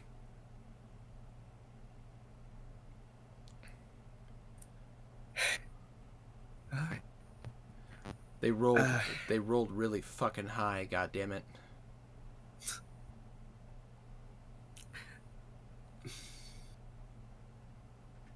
What do we do now? Well, it's simple, my dear. What we need to do, we need to get in there. The only problem is because I don't know how much rubble is now in there. All they can be dead for all I know, and for all I care, that would be fine. But I know that the boss wants that angel blood alive.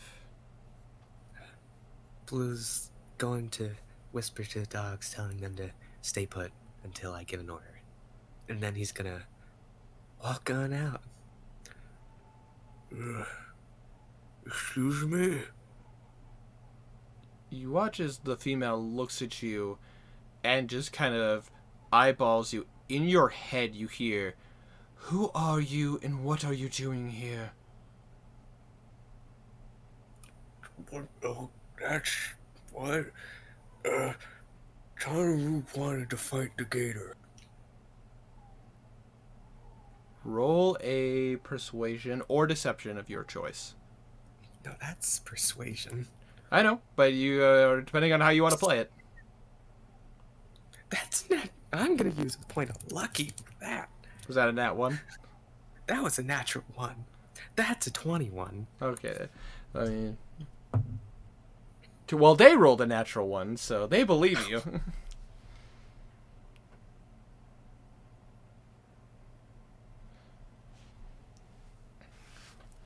I would say, for starters, Quippy, welcome to the chat. And then, second of all, they look at you and go, Right. Of course the Tanaruk would want to fight. Oh my gosh, he is a bubbling buffoon sometimes. But if he cares for his entertainment, I guess it makes sense. We're working on it. We just had a bit of a problem.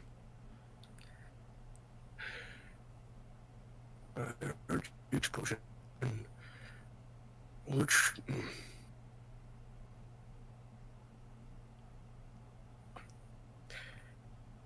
Blue, hold on. Let's see.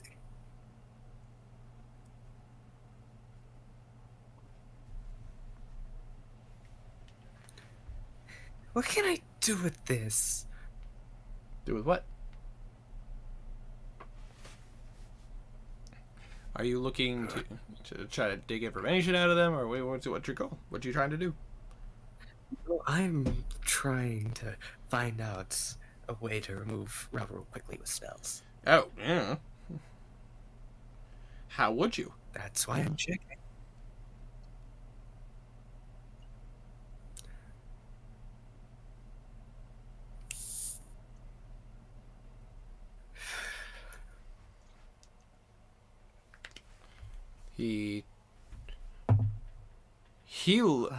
You'll see this man in black robes look at you.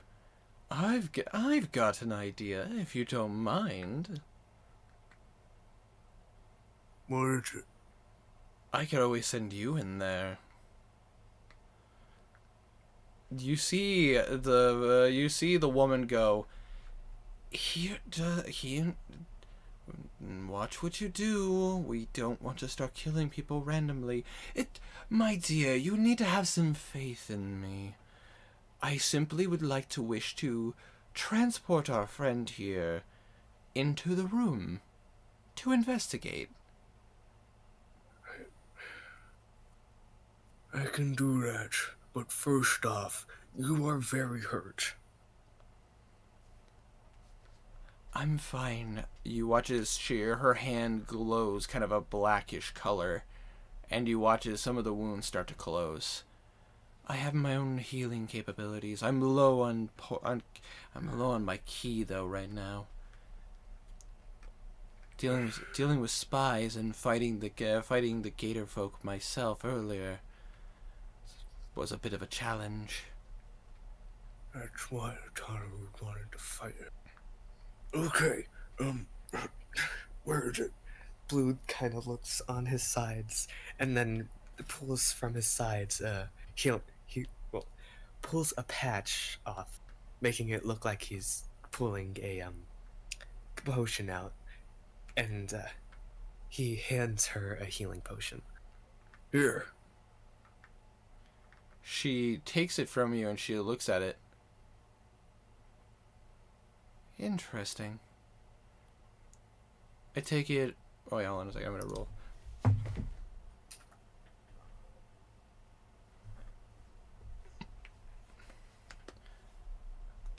I take it Salazar's been working on some potions then.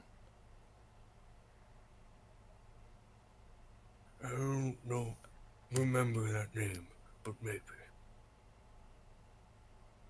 Roll an insight check. Okay. 2. Sneaky, sneaky, Okay. sneaky.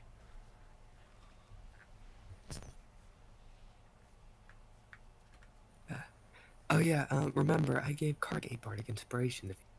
Yep. Oh, I'm aware. Okay, good. But he doesn't have it anymore. But I'm aware. Okay, it's a good thing I gave it to him, and Oh. that's a 5. Oh, it is. You could read her like a book. It's an orc. You could read her like a book. She rolled shit. But to say, she was trying to see if you knew who made the potions. She was trying to trip you up. She rolled a 1. I'm rolling garbage tonight, guys. Like, I don't know how I feel about this. This is supposed to be like a challenge, and you guys are handling this really well. And I feel bad because this is not to paraphrase or be the classic Even DM. Blue is handling Yeah, it well. I was about to. Well, I'm talking about all of you guys. Fucking hell, I designed this to fuck you guys up a little bit, and like you guys are rolling well, or I'm rolling garbage. Like I imagined Walf was gonna get caught really fast, and he didn't. Or Henrik was gonna trip up when trying to escape escape, and he would have been one of the 4 captured. He jumped out the window. But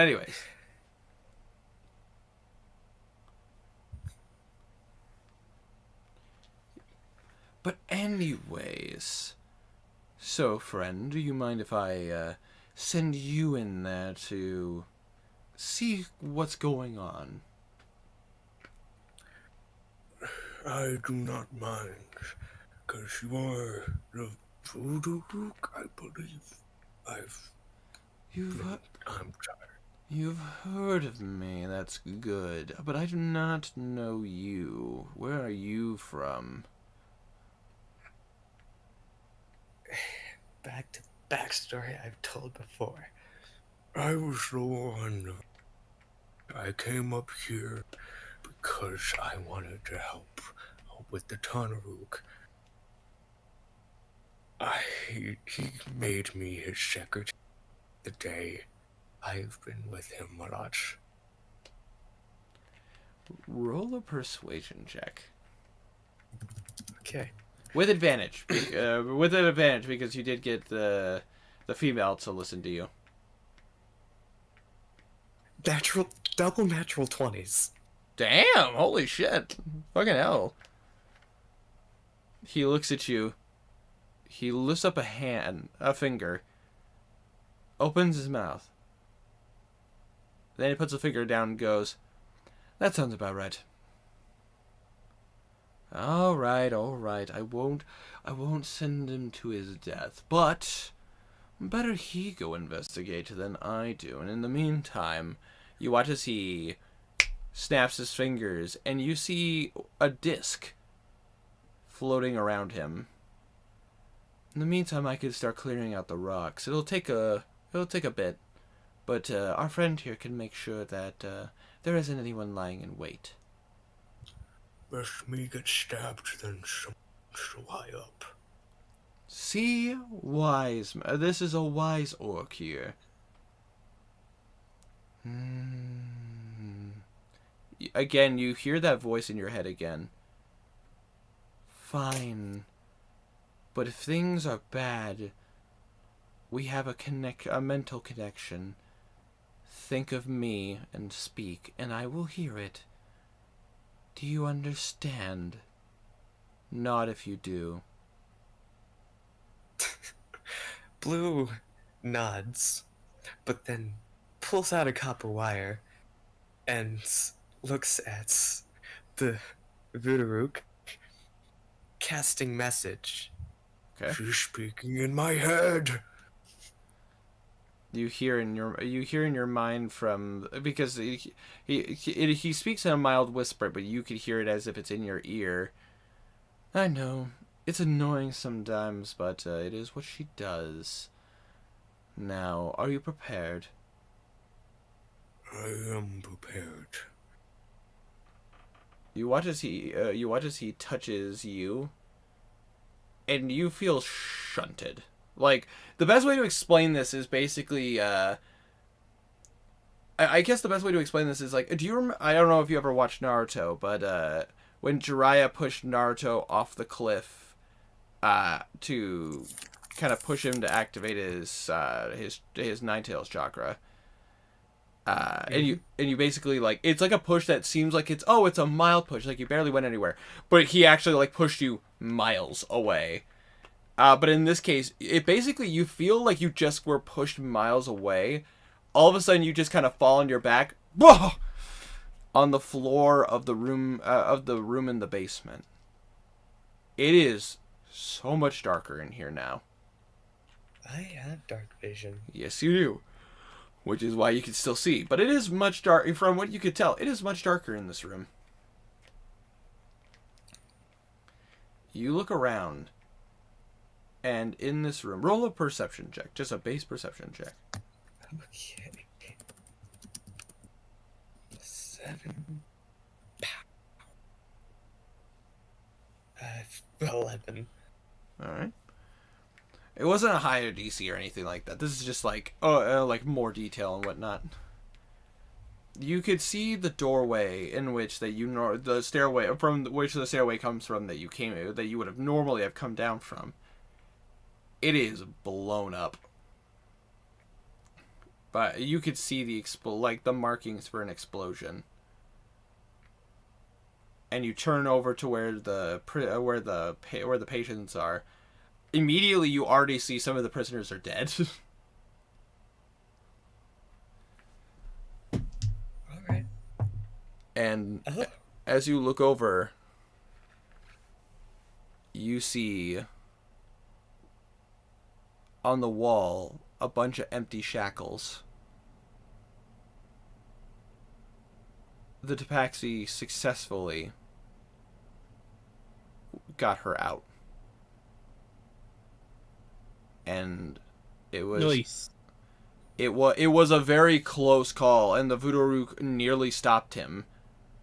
But he got a bit distracted by nearly getting slashed in the face by a drow.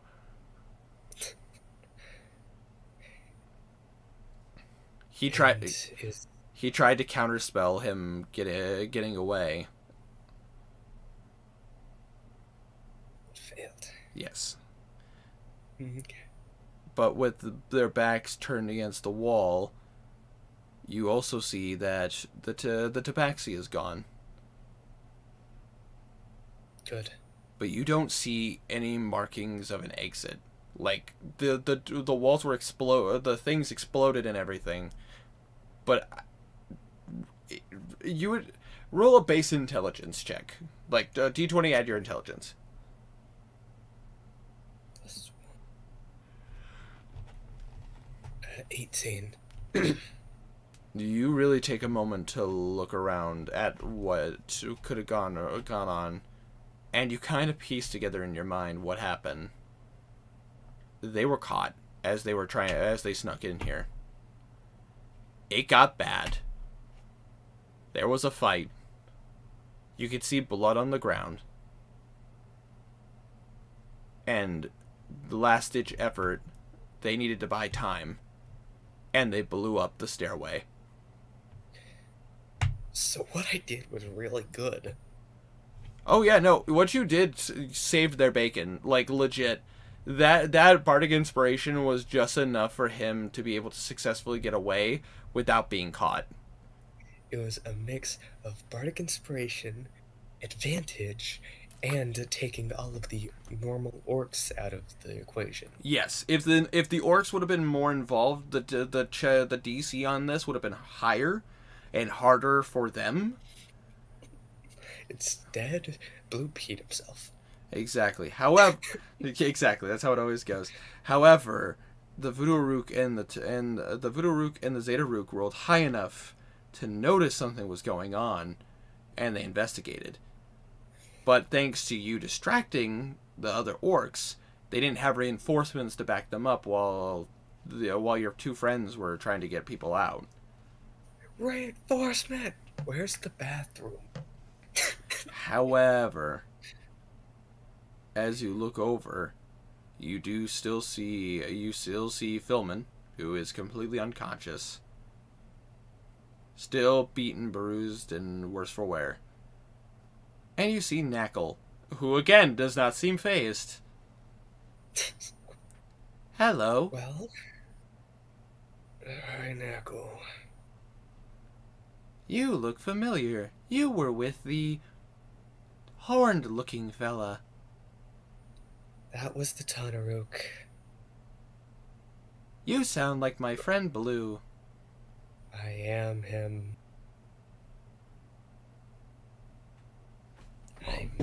Hold on. Blue, did you do something new with your hair? Are you okay? Blue's gonna go over and unstrap Knackle. You unstrap Knackle and he falls to the ground. I fell. I see that. I can't get up. Oh god, Knuckle seems to be retarded. Hey, Stray, you might not want to use that word on YouTube. People Oh are right, getting... sorry, I forgot that's considered a bad word. He seems mentally challenged right ignorant. now. He seems mentally... mentally challenged right now.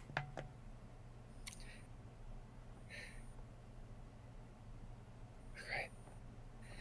I'm going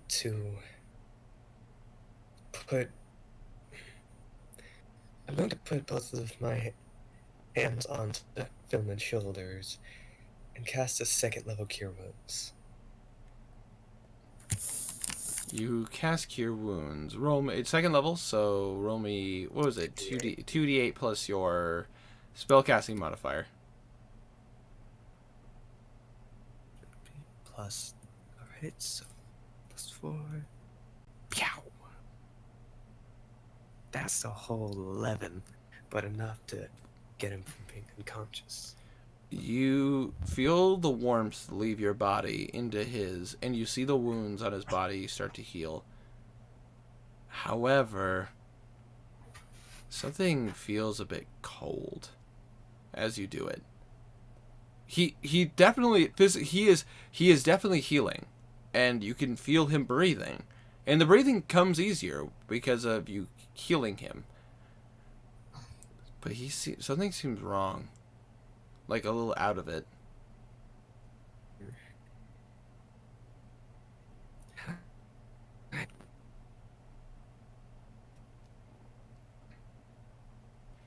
I am still on the ground. Yes, I can see. I'm going to try and pull up Knackle. Roll a strength check.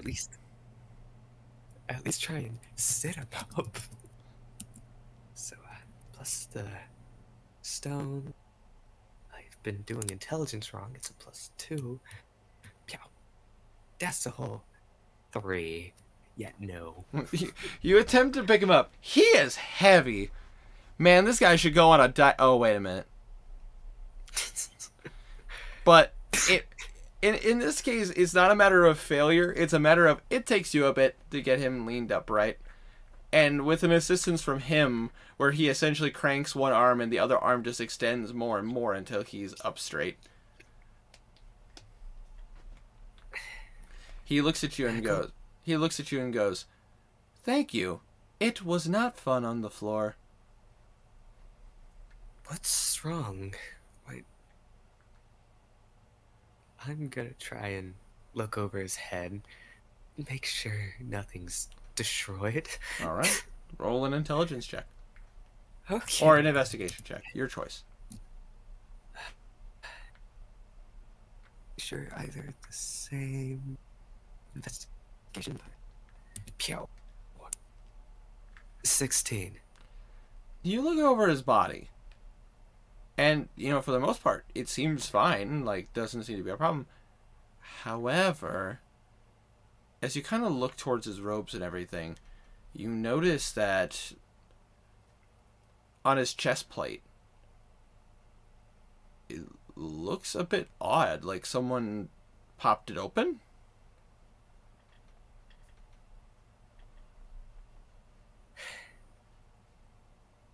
I'm gonna try and pop it open. All right. Do you ask him first, or do you just do it?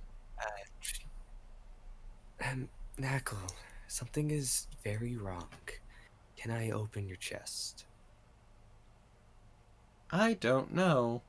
The last person who did it really was fascinated and wanted to touch things. I did not give him consent. We have a robot That's molester on our hands. Yes, we do. Both of these people weigh about a ton. I am the person in the party with one of the lowest strength scores. You are correct. I'm...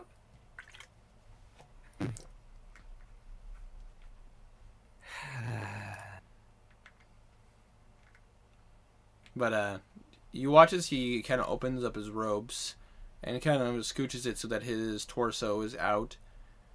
You can see that his chest plate is been adjusted. It can be opened. Like, it doesn't seem like it'd be too much of a struggle to do it. Do you just open it up? I open it. All right. As you do so, you see a like you've never truly seen the inside of a Warforged before. It is covered to the brim in like various metal pieces, magic ruins. You could see wires of magic that seems to come from part to part.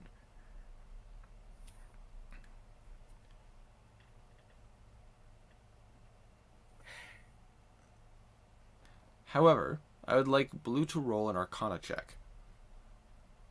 I'll roll an Arcana check.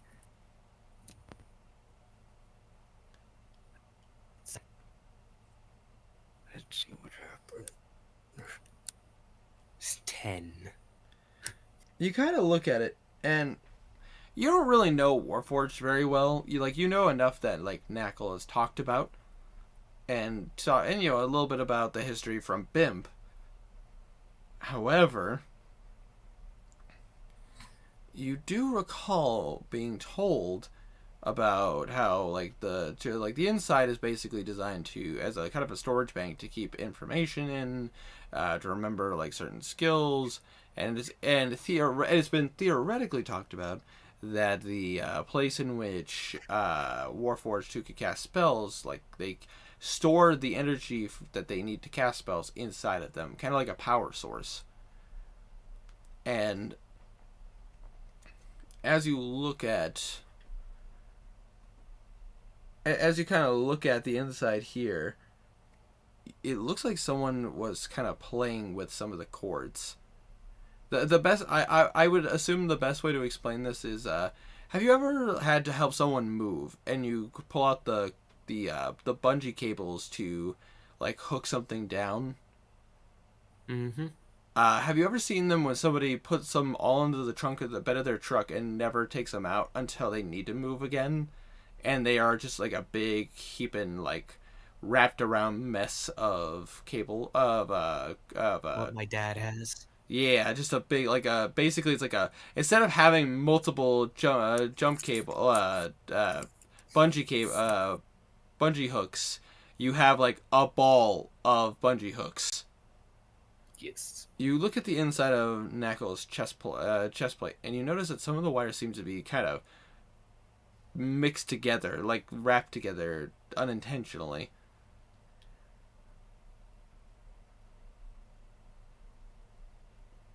Michael, if I make it so that I won't hurt you, do you give me permission to try and fix? Of I course, can't carry either of you out. of course, Blue. You are my friend.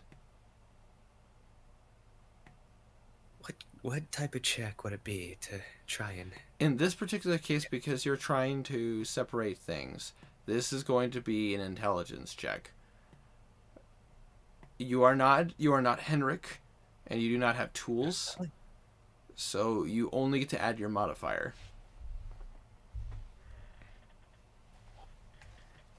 Alright. I am going to cast Enhance Ability Intelligence on myself. And try my darndest. All right. So it's an intelligence I'm check, taking and because of notes. giving yourself, what is the intelligence one called? Eagles. Splendor. I'll check. All right. But I know Fuscon.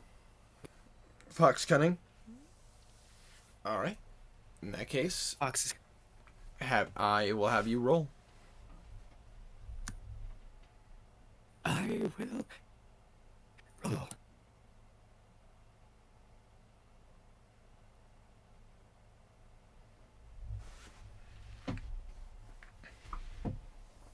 $22.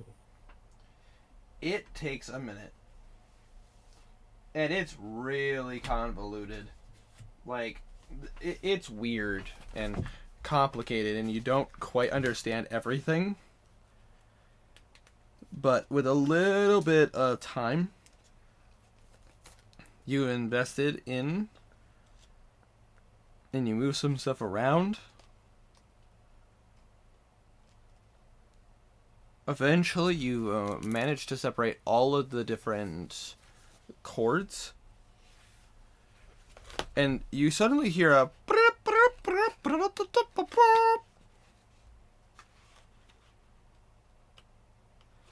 that felt very strange. Oh, what is happening, Blue? Where are we?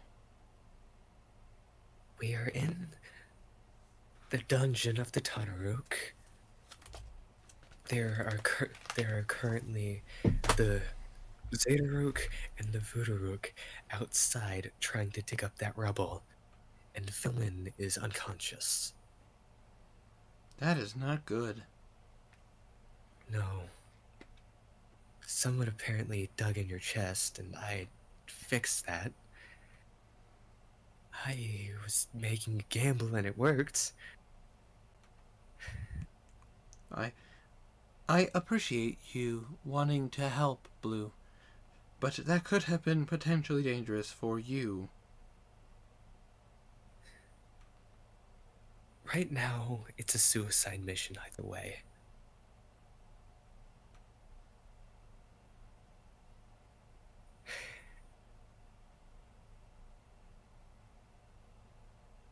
We only have Philman, you and me, and Philman's unconscious. I can't carry him. And once the Fudaruk and Zedaruk see that I'm in here alone and you are down, they're most likely going to attack. We need some way to get out. I can get him out if you wish me to.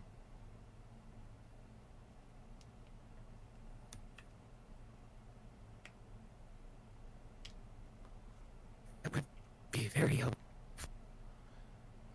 Now that I am thinking clearly, I have a means of getting Philman out without being caught.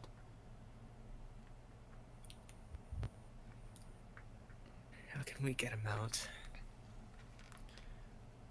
There is no we. There is only me. I can only transport with one other person. Get him out. I can fool my way past as much as I can. Are you sure? Very much not, but this is the best course of action. You watch as he kind of gives you a side glance.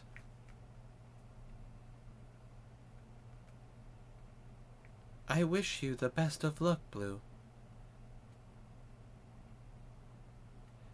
And please, come back.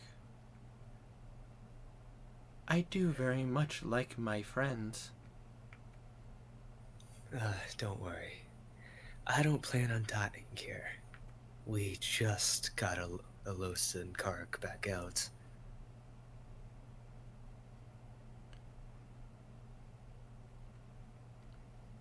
Good.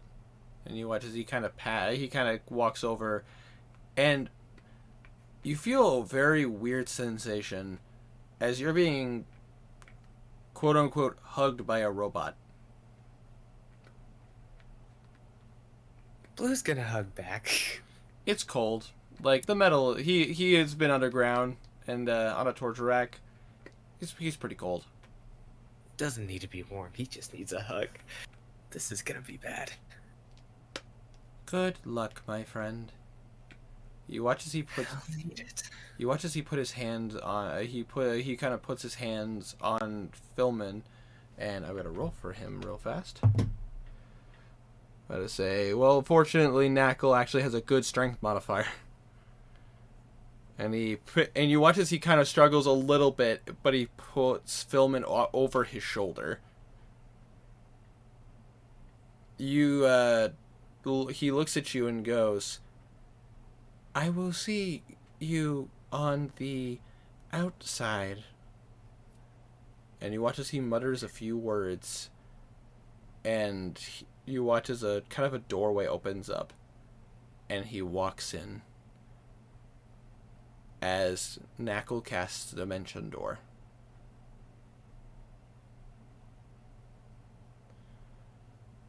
Which he's only just recently has had the ability to cast. Which is very good luck for me. And to them. But you are now alone in this basement.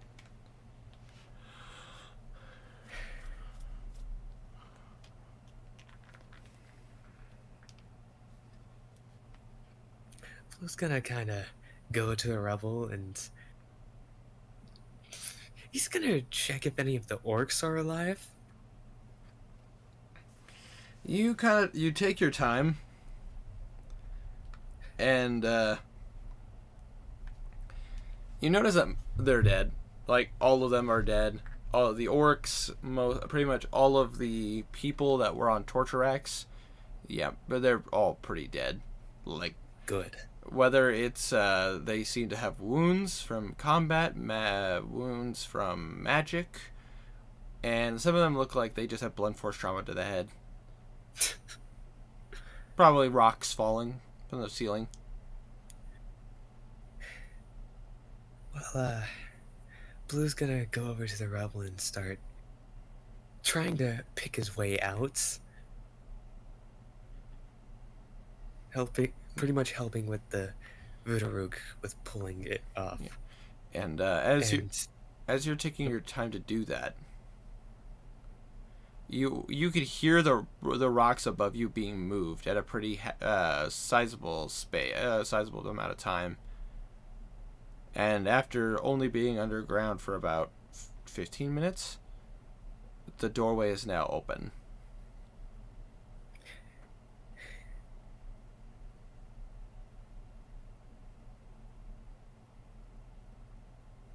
Rook's gonna kill me.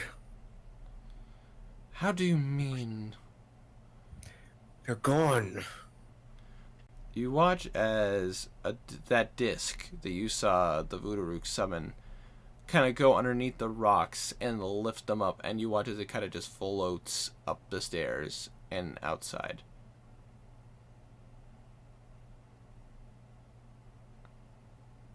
Where are they dead? No, they're just gone. No bodies. Roll it. No, it's not. This is a persuasion check because you are telling the truth. They are gone. Yeah, you are telling the truth. Roll a persuasion check.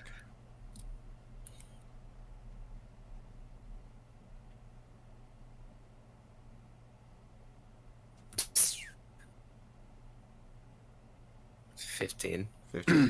Let's see. They can see for themselves.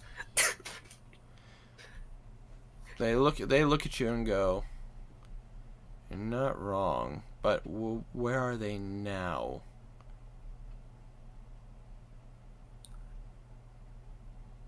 I don't know.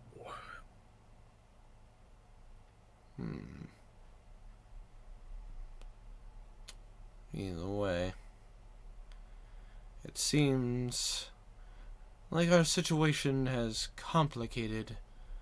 I'm going to have to take some time and make some tracking ventures. But for now, we deal with what we can. The treasure room was robbed. The mayor's gone. And now, the Azamar, who the Uruk said to cost twice the treasure room, is gone too. It is not. It is not a good day to be a part of the Empire. But as we have always done, we will persevere for the Tanaruk.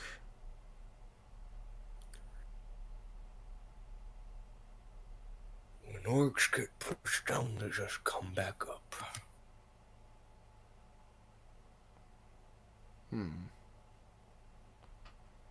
Either way, we're in a bind. For now, it is getting late. He looks over to the woman whose eyes are light and smoky. What do you think? Probably get some rest. Maybe we'll get a break in the morning. And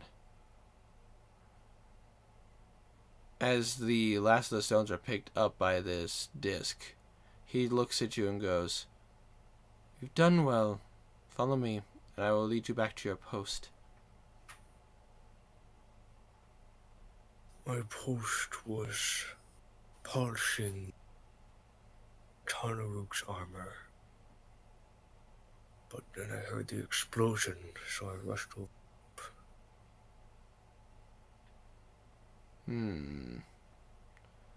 Were they... Interesting.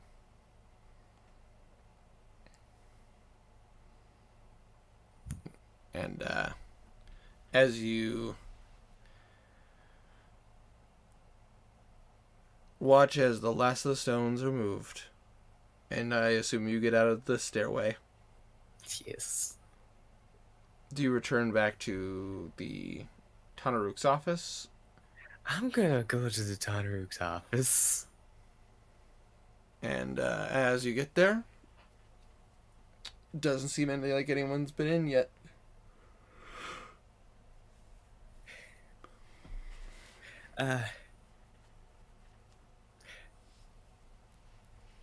Blue's gonna just leave the water and wipe beside the armor. Is the bathroom outside? Yes. They're an outhouse or something, because he was pointing in that direction. Indeed. Be careful of the rabble-rousers. A few orcs get a little excited.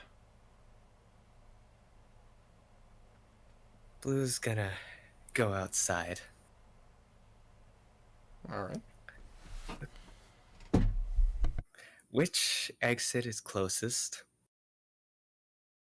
From where you're at, the closest exit is to the east exit.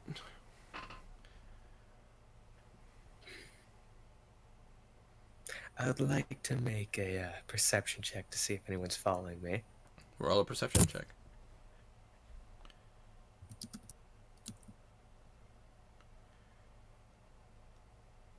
Natural 1. I'm fine. This is fine.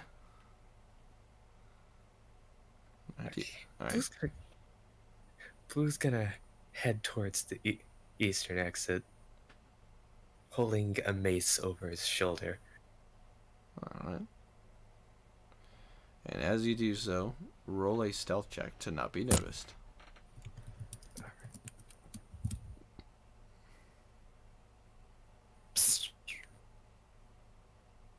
28. This is a cakewalk for you. You've done this countless times. You've walked through the streets to hide from your adoring fans before. So this is a cakewalk to be able to sneak away from some less than savory characters. And as you exit the city, I will say, for the sake of brevity, you each start making it back to base. 1 by 1, 2 by 2, with your partners. It takes roughly a day for all of you to come gather back together. 1 by 1, 2 by 2. Everyone gets there before. So, quick question, Winter. Yes. Since Garnan was the first one to leave, I believe, how long would he have been there? From my notes here, it looks like the first two to leave the city. The first one to leave the city was Belwraith. Right. The second person to leave the city proper was it was you by a little bit, followed very closely by Kazir. Okay, so how long would I have been at the base? I would say you would have been at the base for about an hour and a half before Kazir came back. Basically, I just want to get as many things identified from the one person as I possibly can. All right, so you're gonna talk to the magic people of the base. Yes, as many as I possibly can, and for the sake of brevity, please just give me the stats. I do not want to have to list every single one. All right, what do you have listed for magic items? Okay, so I have. Gotta go to it quickly. Okay, so I have the one magical ring that was in between 10 others, or 9 others, I mean. Yes, I remember that. And it had a transmutation to it, correct? Yes. Hold on a second, pulling up my notes real fast of the room that you were in. Give me 2 shakes of a lamb's tail, and I will sum it up very quickly. So I won't give a flowery description or anything like that. Okay. Good. Da-ba-da-ba-da-ba. Da-ba-da-ba-da.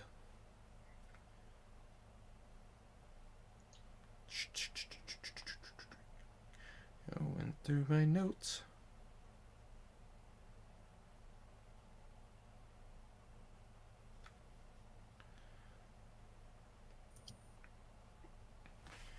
All right, here we go.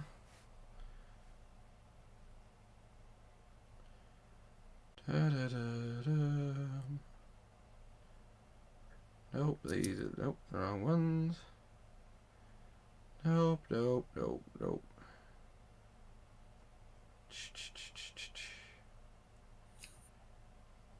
That is transmutation. Apologies, I have a lot of notes. There's a lot of places you guys could have gone.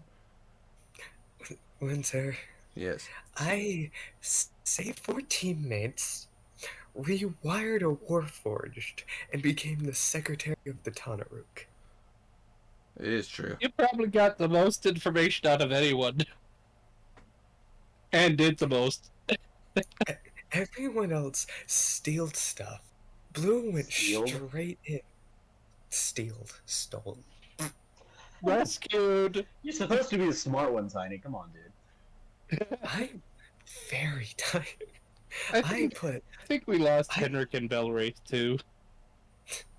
Here we go. put all of my intelligence into that. According to the Tabaxi, looks at this ring, and he kind of touches it, and he tells you, this appears to be a ring of meld into stone. It's okay. And basically, how it works is that once per day, you can step into a stone object or a surface large enough to fully contain your body, melding yourself and all your equipment you carried with the stone for the duration. And you can. Is it attunement? It is. Pardon me. It is not attunement. Not something that needs attunement. However, you can only cast it once per day, and the ring will refill at dawn. All right. I'm going to check the heavily enchanted set of chainmail. The heavy set chainmail. I'm trying to remember if I remember correctly. That was also a transmutation. You said I couldn't identify the school of magic on it. Oh, let me pull this up. Yes, that is correct. You could not. Ooh, we get to dip into some of my favorite stuff. Magic. Well, because I am the one who was dabbling with this.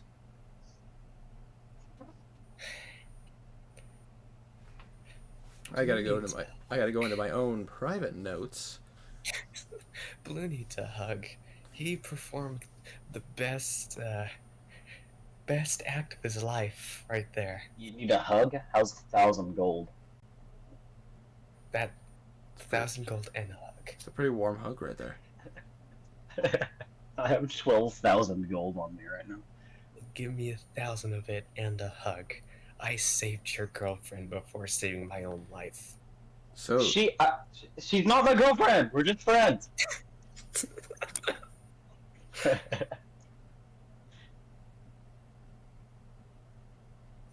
here we go. As you, the person is looking at it, I'm having a hard time identifying this.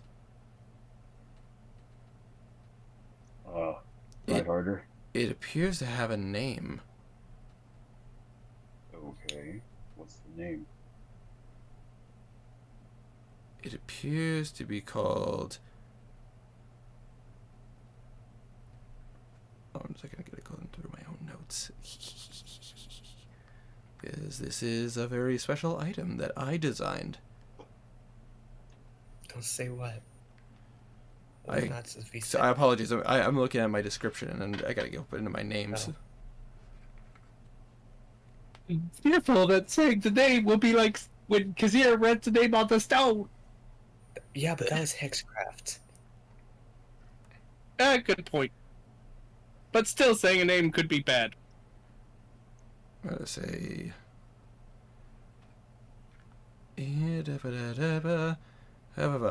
Oh, here we go. The armor is called Condemned. And I could give you a very brief description if you would like. Yes. Now that you have the armor and the armor's...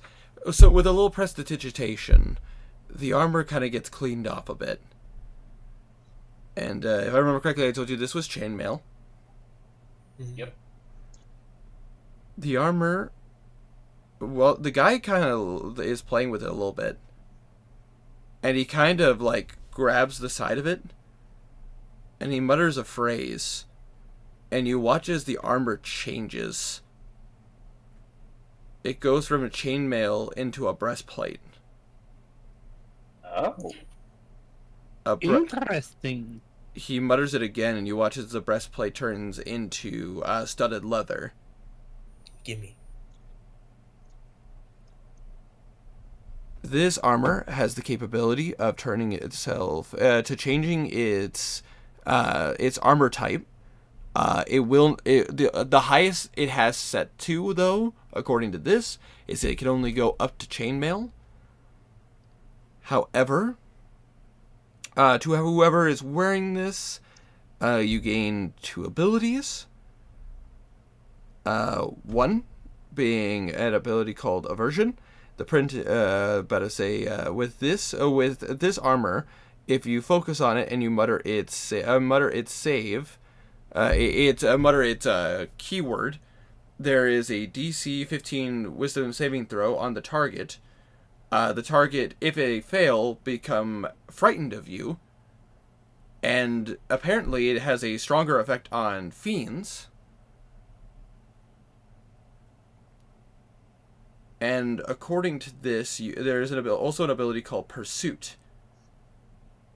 As a bonus action, once per day, you can mutter the armor's key phrase, and it will teleport you up to 30 feet in any direction. And if the creature is frightened of you, you could do it as a reaction on their turn.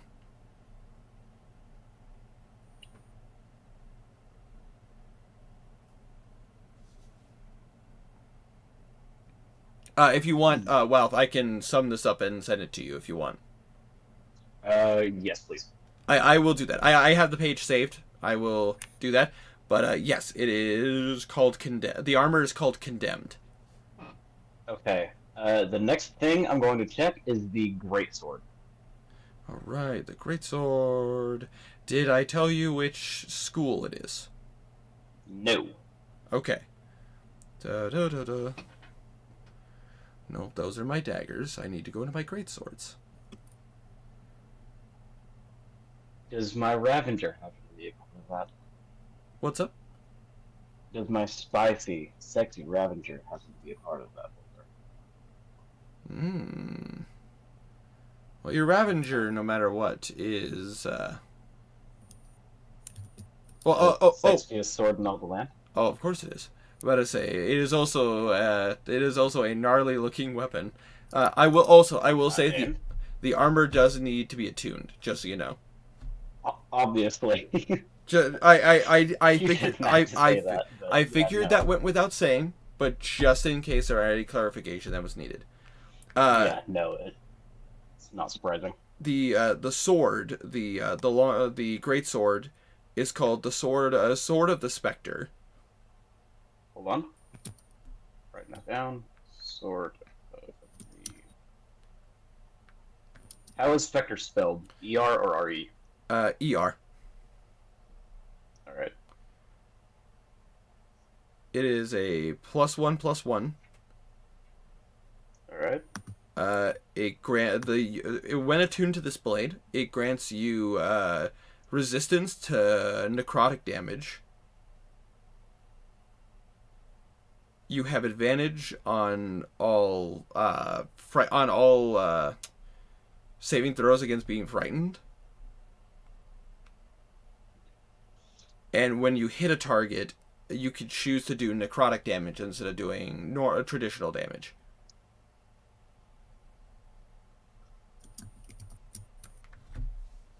Advantage on all saving throws against being frightened. Mm-hmm. I'm tempted to actually put that on the Ravanger.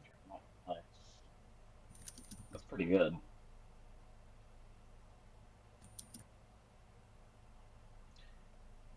And choose to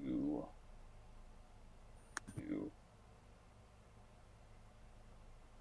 necrotic damage. Yes. Alright, I'm now going to do the battle axe. Alright, the battle axe. 1 second. Is he doing this with ritual casting?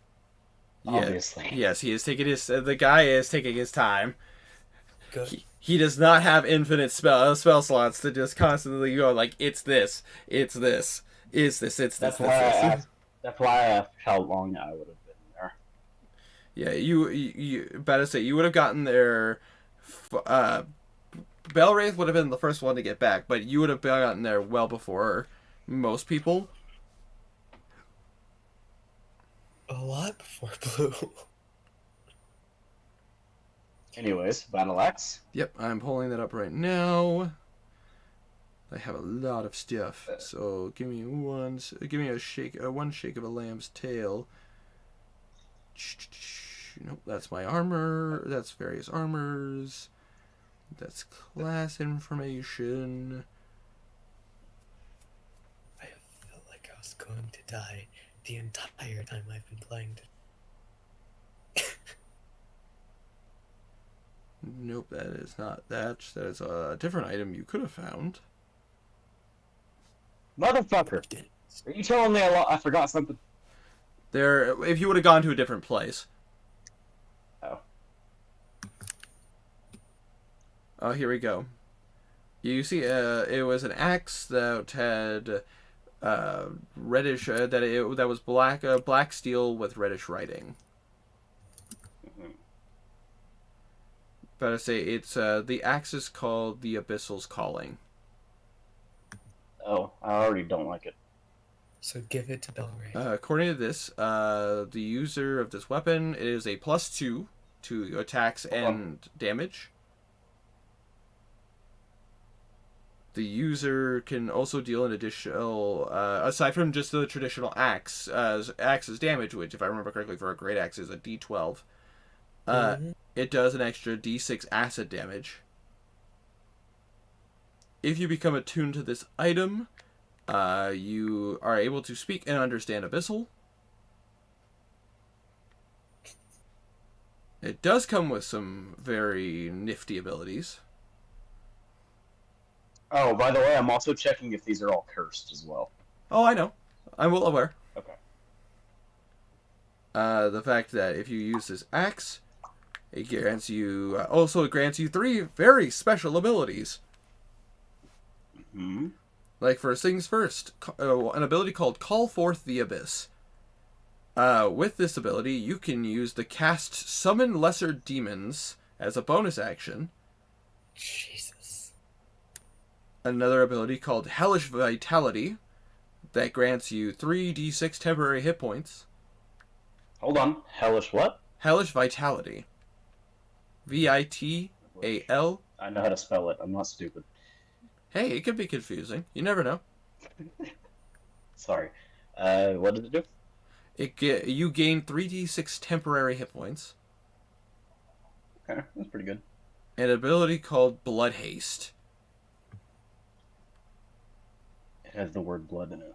Your speed is doubled until the end of your next turn. How do you do Hellish Vitality and Blood Haste? I'm about to say, you can use any of these abilities once per long rest. And they are what kind of action? The Call Forth the Abyss can be used as a bonus action. Hellish Vitality is a action.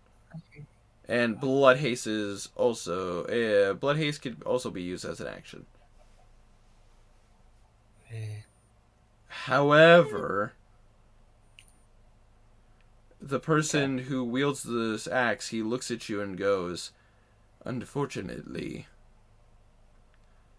I should warn you. This axe is very heavily cursed. Yeah, there it is. There is a creature inside of the axe. Oh, it's sentient. A demon. If you ever were to become attuned to it, you would have disadvantage on all persuasion and deception checks. And you would not be unable to unattune from the item.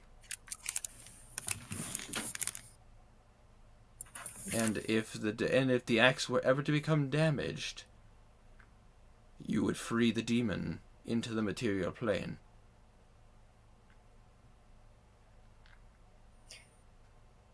So lock it in a box somewhere. Noted. So throw that away immediately. Got it. Obviously kidding. I'm going to do the gauntlets with claws. Gauntlets with claws. Hold on one second. Pulling that up. Bang. Bang, bang. They are transmutation. They are transmutation. I remember that.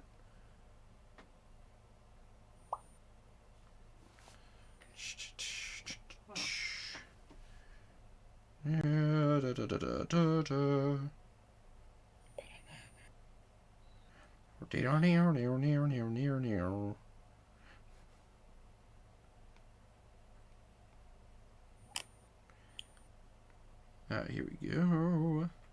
Man, I hope everyone thinks Blue's dead. That'd be nice. Kazir will be worried.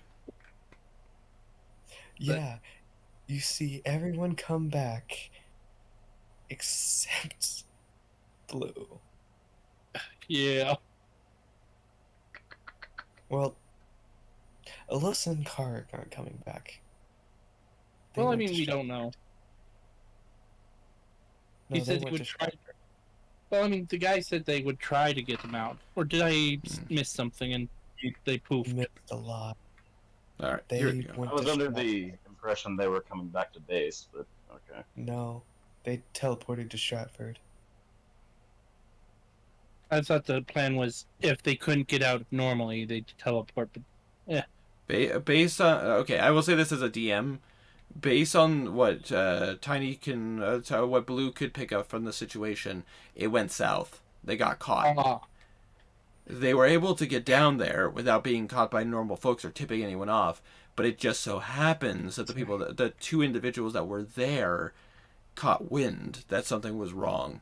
That would have to. That was the Zeta Rook and the Zeta Rook and the Voodoo Rook were both inside of the keep. Apparently, after not being able to catch Henrik, the Zeta Rook returned, and the Voodoo Rook was not too far behind. And when they got back, they went to investigate the people that they had captured, and it just so happens that in this particular case, and I can say this behind the scenes, I rolled to see how well they were tracking. They would have noticed. And the Zeta Rook rolled just high enough to notice the tabaxi. Gotcha. But that wasn't what we were talking about.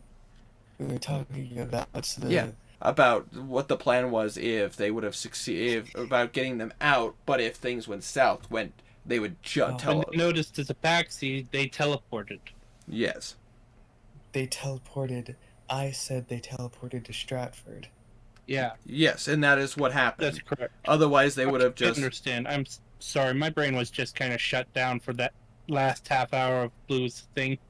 Which I apologize if it got a little convoluted there. Nah. Well, we're back together now, and I fixed the Warforge.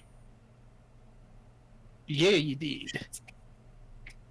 That was... that could have been a lot more difficult. Oh, and you don't have to tell me about it now, but I want to say that when Kadir got back, he started reading the book about the hags. Noted. I was about to say, okay, found it. I apologize that this took me a moment, Welf. I hate being impatient. I'm sorry. These are the claws are the claws of the giant. The wielder of this item, while attuned to these claws, for starters, they are a weapon. They basically are the equivalent of using brass knuckles in this particular case, which I know that neither are really a thing in D&D. They don't have like official stat sheets. How I rule them is that if you use the claws and depending on your size, they do different damage. But basically, you could use them as they're a finesse weapon. You could either use strength or dex. They are a 2d6 weapon, and if you are attuned to them, if you concentrate on it, you could cast using the claws. You can cast enlarge on yourself. Oh my god. You're forgetting this place was meant to create weapons for war. Yes. And we have no attunement slots.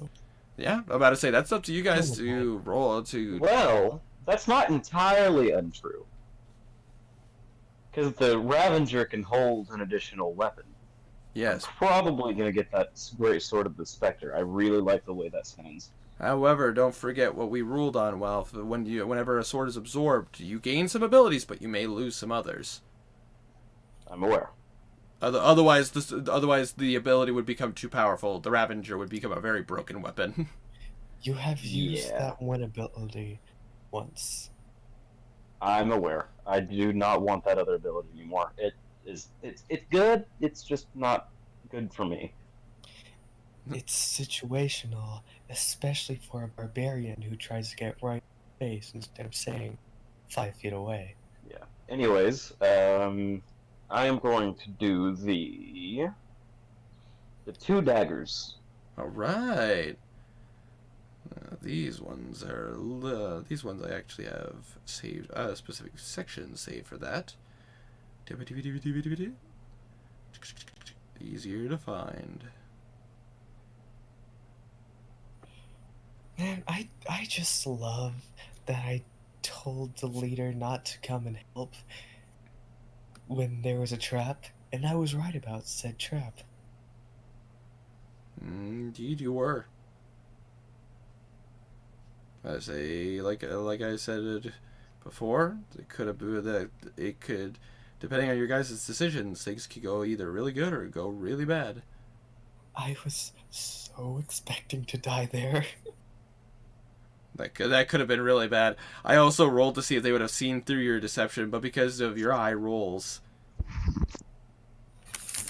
Yeah, I rolled really well flying to them. Let's see. Okay, so you got 2 daggers in your hand there, Welf. Mm-hmm. I'm about to say, and they are Narn to be. No, I'm just kidding. I'm about to say, the blades are actually twin daggers called Scorch and Frost. First thing to know about these daggers is that they are daggers of returning. So if you throw one, the dagger will return back to its sheath wherever it is. Give that to Karik. The daggers need to be with each other at all times. However, the daggers also have 5 charges on them. They are +1s for both damage and a hit. The dagger, when using for Scorch, if you use it, you get an ability called Eruption. Where if you expend a use of the dagger and you throw it, and it hits as an action, you can expend 1 charge on to thrust Scorch into the ground, causing an eruption on a 5-foot square of land you can see within 30 feet, and you create a small pillar of lava, and anybody within a 10-foot radius of the dagger of Scorch in particular must make a DC 15 Dexterity saving throw, or they take 3d6 fire damage, or half as much on a successful save. Yeah, you're gonna have to send me the stats on that one. Yep, and then Frost is a similar ability called Flash Freeze, where a similar thing is if you use the dagger and you pick a area, and once it hits, it makes if you expend a charge and you throw it at the ground, it will cause a flash freeze, which any person within a 10-foot radius of the dagger must make a dexterity saving throw. On a failed save, they take 3d6 ice damage, and no matter what, the area becomes difficult terrain until the end of your next turn.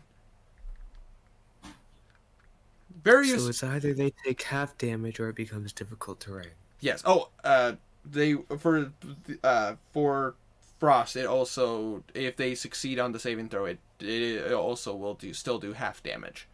No. It is still a dangerous weapon.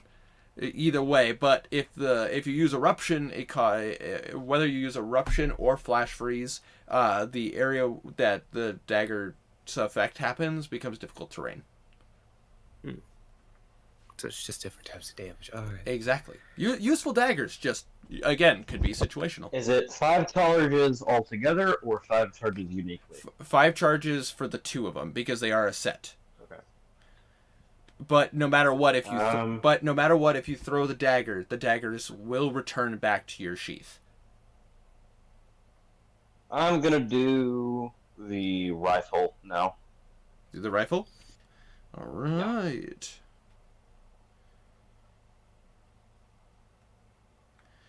The rifle, if I remember correctly, this was the one you found in the laboratory, or was this in his... I do not remember. It's been 2 weeks. Just trying to remember if this was in the... If this was in his private chamber, because he did have a gun in his private... A rifle in his private chamber, and in the... I believe he had a hand... No, he had a handgun that you found inside of his... in his private chambers, and the rifle was from the laboratory, and it was a very locked up one that you actually had to use you had to take time to try to get out. You know what, well, Winter? I'm just going to send you the ones that I still need identified, and you can pick and choose as you please. Okay. Well, I'll try. I will sum this up real fast. The rifle that the rifle is a weapon called Glimmer Shot.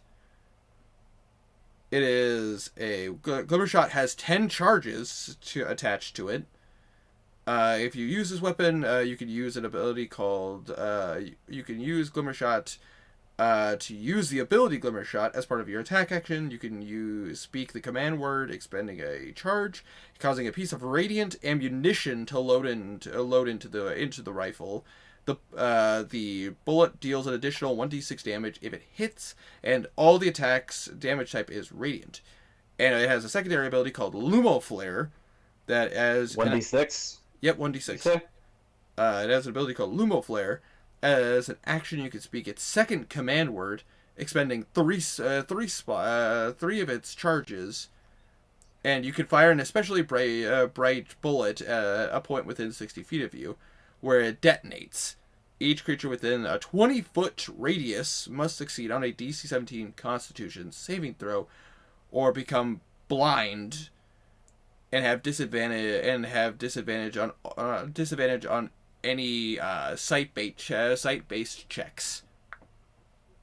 17, you said? Yes. Basically,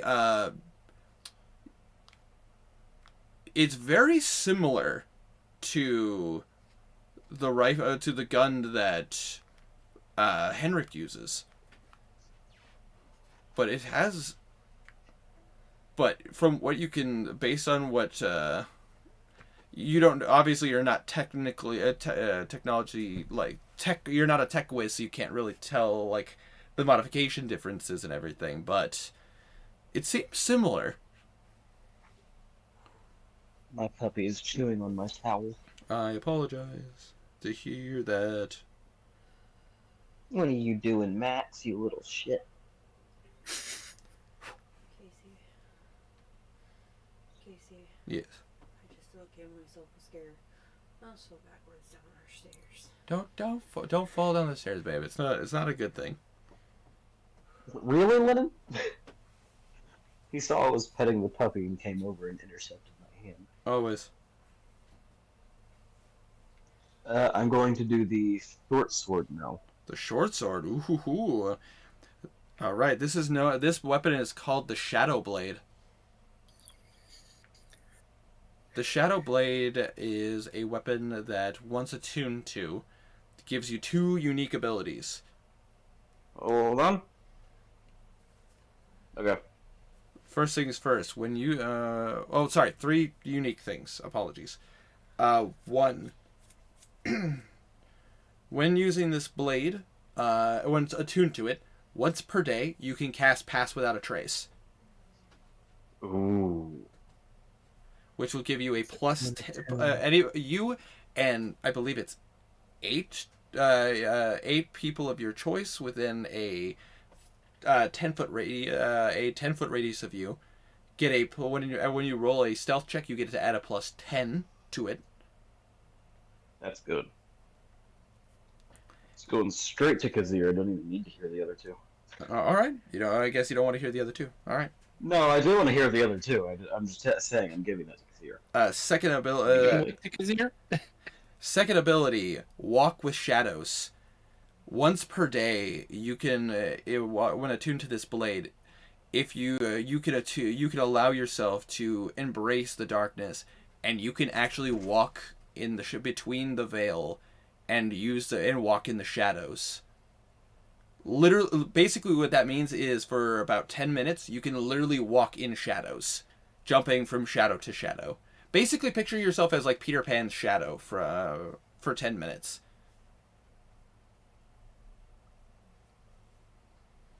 All right, and the third one. The third ability is called Shadow Strike. While attuned to this weapon, if you hit a target that does not see you,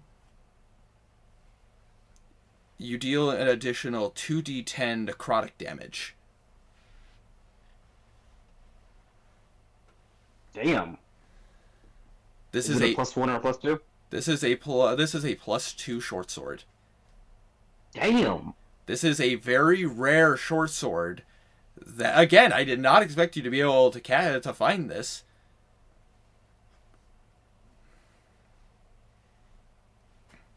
It is literally titled the Shadow Blade.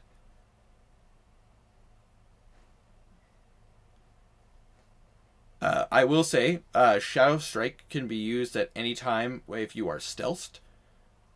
However, the Pass Without a Trace can only be used once per day, and then it is by the next dawn it is refilled into the blade. And Walk with Shadows, you can only be used once per day, and then it is refilled. The charge is refilled by the next dawn. Mm-hmm. Hey, Kazir, why did I just go southern? Kazir. Hey there, Kazir. I need you to come here for a moment. What? Kazir kind of gets up and you'd walks over. I think you'd find interest in this blade. It's very strong. What's it do? Seeming kind of interested. Well, once a day you can cast Pass Without Trace. It's a spell that makes you more stealthy. For 10 minutes, again, once per day, you can literally walk in the shadows, and if you hit something that doesn't see you, it does an additional bit of damage. Sure. Alright, I will send you the stats for it. Alright. I just wrote down. Cool. Because that's really good. Yeah, I heard that. Have your DMs over. Last time I DM'd you was on Christmas. Look at that. Wow. Thank you. Yeah, no, that's damn good. Mm-hmm. Okay. Well, I still have, bear with me, 5 more things. Yep. You could only do 9 with the hour and a half. More just waited. Better say he's still got a few. He's got enough time to get these. Okay, so pistol. I want to rapid fire these. Just rapid fire. Sorry, does that sword need to be attuned? The sword Yes. does need to be attuned, yes. Dang it. But it gives you a +10. You can use Pass Without a Trace, which gives you a +10 to stealth to you and your allies. Oh, yeah, it's definitely worth attuning. I just have to figure out what I need to unattune because I have 3 things attuned. Plus, you can also walk in shadows. Oh yeah, I was gonna unattune to the ring. Yeah, that ability alone makes it pretty worth it. Yeah, that was an ability. I was like, I created this weapon. I found a interesting shadow blade that I'm like, this is fascinating, and then I kind of read it and I'm like, this is not as cool as I thought it would be. You know what would be cooler is if it did this, and I'm like, you know what? My shadow blade. Nice. So I changed it, but I made some modifications so it's not broken. Pistol. Understandable. So pistol, you get Yes. it with Not the heavy packed one, the normal one. yeah, the normal one, which was also magical if I remember correctly. They both were. Yep. About to say, looking at this pistol, the person identifies this, and he looks up at you and goes, "This, I've never seen something like this before." Yeah, it's a gun. A lot of people don't really No, know. I'm aware of what a gun is. I've just never seen one designed like this. So you see they have this little trigger that makes it go boom. You watch as he pulls back the barrel, and you see 3 barrel slots in this pistol. So apparently that one does 3 at a time instead of just the It one is with the called normal. an elemental tri-barrel revolver. Damn. This ranged weapon is designed to be able to hold multiple rounds of ammunition for a quicker rate of fire compared to any hand crossbow or handgun that needs to be reloaded after every attack. However, reloading all 3 shots in this weapon requires a bonus action. This weapon also Jesus Christ. Oh yeah, this weapon Really? also has been enchanted to do imbued elemental damage into the ammunition fired from it. Roll it 1d6 to determine which element the ammunition is imbued with for each fired shot. Which it's 1 fire, 2 frost, 3 poison. Hold on. You're gonna have to give me a sec. Oh, no problem. Okay, so 1 Fire, fire, 2 frost, 3 was acid, right? poison. My bad. No, it's all good. 4 is acid. 4 is acid. I could use some acid. 5. 5 is force. Ooh. And 6 is lightning. Lightning. Nice. And this weapon's damage is 1d10 piercing plus 1d6 elemental every time you fire it. Say that again? 1d10 piercing damage plus 1d6 elemental per shot. And is it a +1 or +2? It is a +1/+1. Gotcha. This is actually one of Omar's custom creations. Well, would you look at that? Herma's got a new patent for himself. Yeah, fuck that Omar guy. Right. Alright. Alright, so the weird gauntlets with the bottles on them?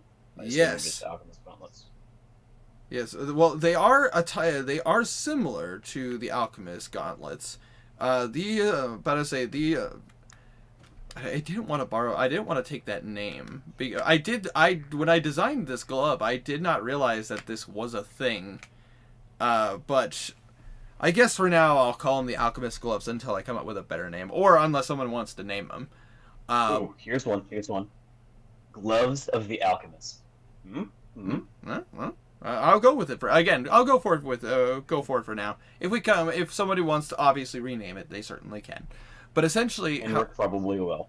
This glove is obviously, as you can see, is a gauntlet that has a track on the back of the arm, going towards where the fist is, and this has a very special ability. Basically, how it works is that when you use this glove, you do not need to be attuned to this. However, Oh, so it's not attuned. Okay. However, you would notice that there is no means of replacing the vials on it, so you probably need to study it to try to understand what the vials are made out of. Well, I'm not going to be keeping this thing. I'm giving it to him immediately. But based on what this is actually harder to identify because it's not necessarily full-on magic. It's magic mixed with technology. So very much an artificer's piece of technology. Before you continue, Herma, are you here? Herma, Irma take that as a no. might be passed out. We could always stick a pin in that because of the fact that this particular item, the person identifying it is having a hard time being able to tell what exactly it does. It's very much an artificer weapon that apparently was designed by Omar. And the person actually doesn't really know how to identify it because it's magic mixed with tech. But it's not like a gun, so if they could scan the magical properties, they can determine like what the magic is. For this, it is literally made by the vials. Like the ability of these gauntlets is made by the vials, and the gauntlet is a very special thing. How it's designed is that the gauntlet's thing will rotate after use, so that the vials continue to move up and down the gauntlet. Basically, it's like a reload punching. It's a reload puncher. Winter, how much normal damage does the Glimmer Shot do? The Glimmer Shot is... Hold on one second. Let me pull that up. Because you didn't say. I apologize. You also didn't say whether or not it was a +1 or 2. The Glimmer Shot is a +2/+2. It is a power. Right. It is a powerful rifle, and it does the same amount of damage as a rifle, which I have to pull up my gun stats for that. If it does the same as a bad news rifle, this thing is amazing. Very similar. It's very similar to the light shot. Because Herma's got a little past that, I can a little bit of a thing. You could probably tell that Omar was probably trying to create his own version of the light shot. However, the light shot has a smaller distance when it comes to shots in comparison to the glimmer shot. This person was probably Omar was probably trying to re-engineer it so he can do more with it.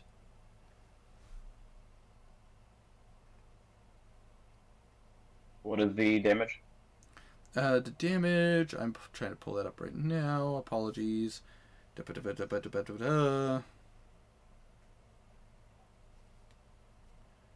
we go. Let's see. My list of firearms. Apologies, this is taking a moment. Here we go. No, not pistol. Get a bit of rifle. This particular weapon does 2d10 piercing damage. Oh my god. Yeah, it is a very dangerous gun and has a range of 80 to 240. 80, 240. Yeah, 80, 240.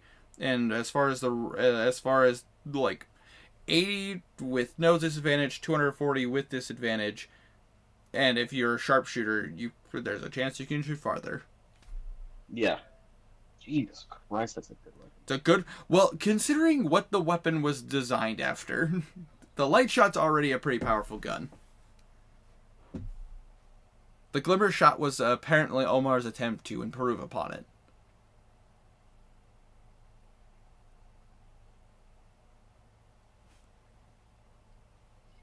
Does that mean you want it, Tiny? Oh, figured. Yeah. Just go ahead and save it. I'll give it to Blue. I'm gonna delete it from my thing. Because I have a lot of shit right now. Okay. What was it doing? I was to say, you were just talking about the Gloves of the Alchemist, that's right. Yep. Still need the stats on those. The Gloves of the Alchemist. As far as like actual effects go, Henrik's actually going to have to investigate that. The person who is trying to identify it can't do it properly. Okay. I'll just give them... It's out of their wheelhouse, unfortunately, because it's too much science in comparison to magic.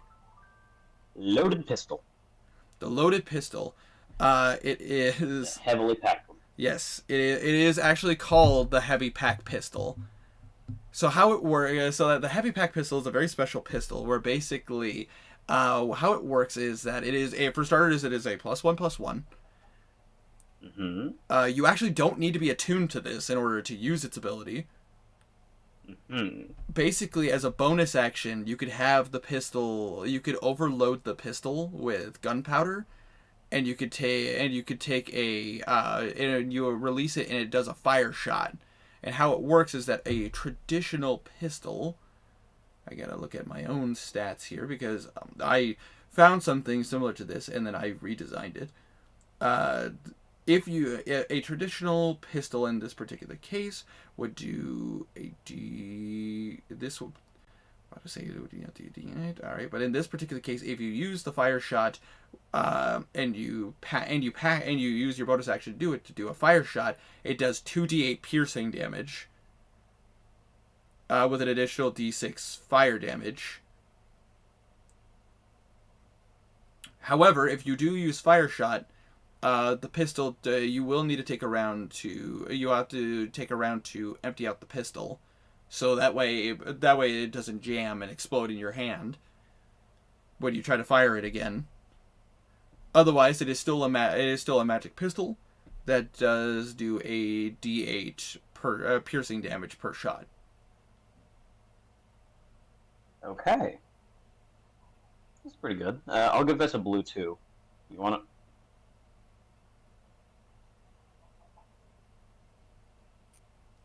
It's no attunement, so yes. Yep, no attunement needed for this. However, it does come with the drawback. If you use the fire shot, you do need to take an action to actually to clean it out. Otherwise, Removing it. If I was from my gonna thing, use make sure you have it.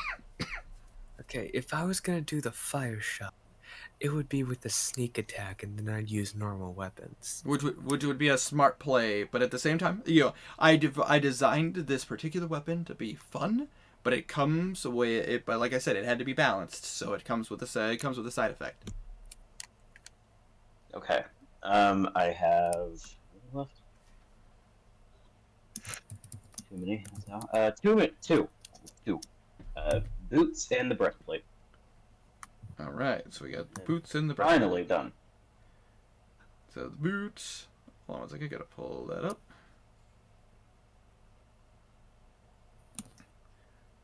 I'm in my I weapon. still have the Kubikiri. You do have the Kubikiri. You wanted to keep it just in case. You never know.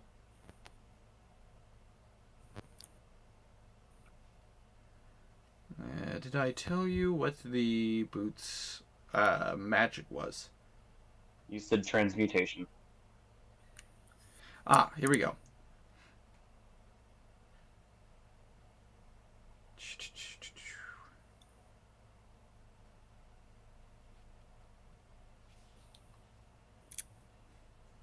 Apologies. I wish Henrik were awake right now. Makes it easy for me. Here we go. These are boots of water walk. Oh, okay. About to say they are No boots. explanation needed. Yep, about to say literally as it claims.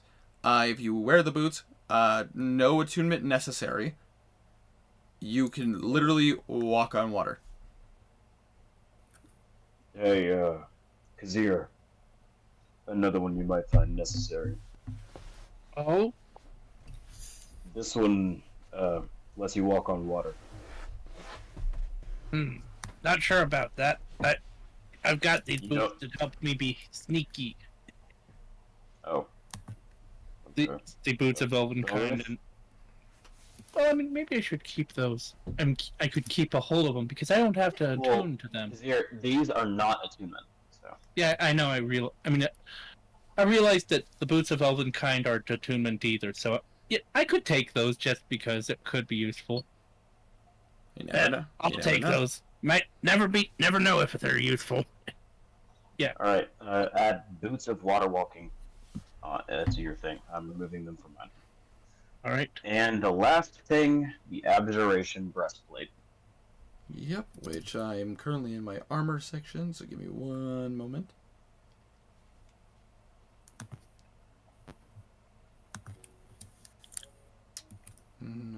did I say? And did I say that was abjuration? Yes. Apologies. Just double checking. I have notes and stuff. I have to make sure that I don't get them crossed with anything. Do you want the Scorch and Frost daggers, Tiny? You might find use in those. Do they require attunement? Yes. The daggers do. Then I do not. Okay. Give them to Karg. I don't think I'll be able to. Is someone playing Minecraft? Well, it's open. I'm not playing it. I was playing it earlier.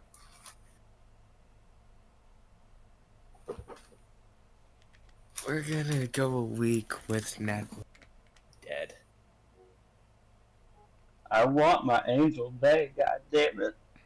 Well, I need to she's make in sure she's Stratford. okay. All right. She's So- in Stratford. Are you ready for this one? Yes. This was another rare find that you could have easily just walked past and not noticed. Yeah, a breastplate with an abjuration that piques my interest. Yep, Wow. it is the breastplate of Intellect Fortress. Okay. The wearer of this item, who is attuned to it, it gains a resistance to psychic damage, as well as an advantage on intelligence, wisdom, and charisma saving throws. Give God that. damn. What kind of armor is this? This is a breastplate, so it is Okay. it is medium armor. You gain resistance to psychic. Yep, gives you resistance to psychic damage and advantage on intelligence, wisdom, and charisma saving throws. This is a very rare item that again Wisdom, intelligence and charisma saving throws. and charisma saving throws. I'm giving that to Philman. This is a very rare breastplate that would give you an AC, if I remember correctly, for breastplates they give you an AC of 16. Yeah, I'm giving that to Philman. That's really good.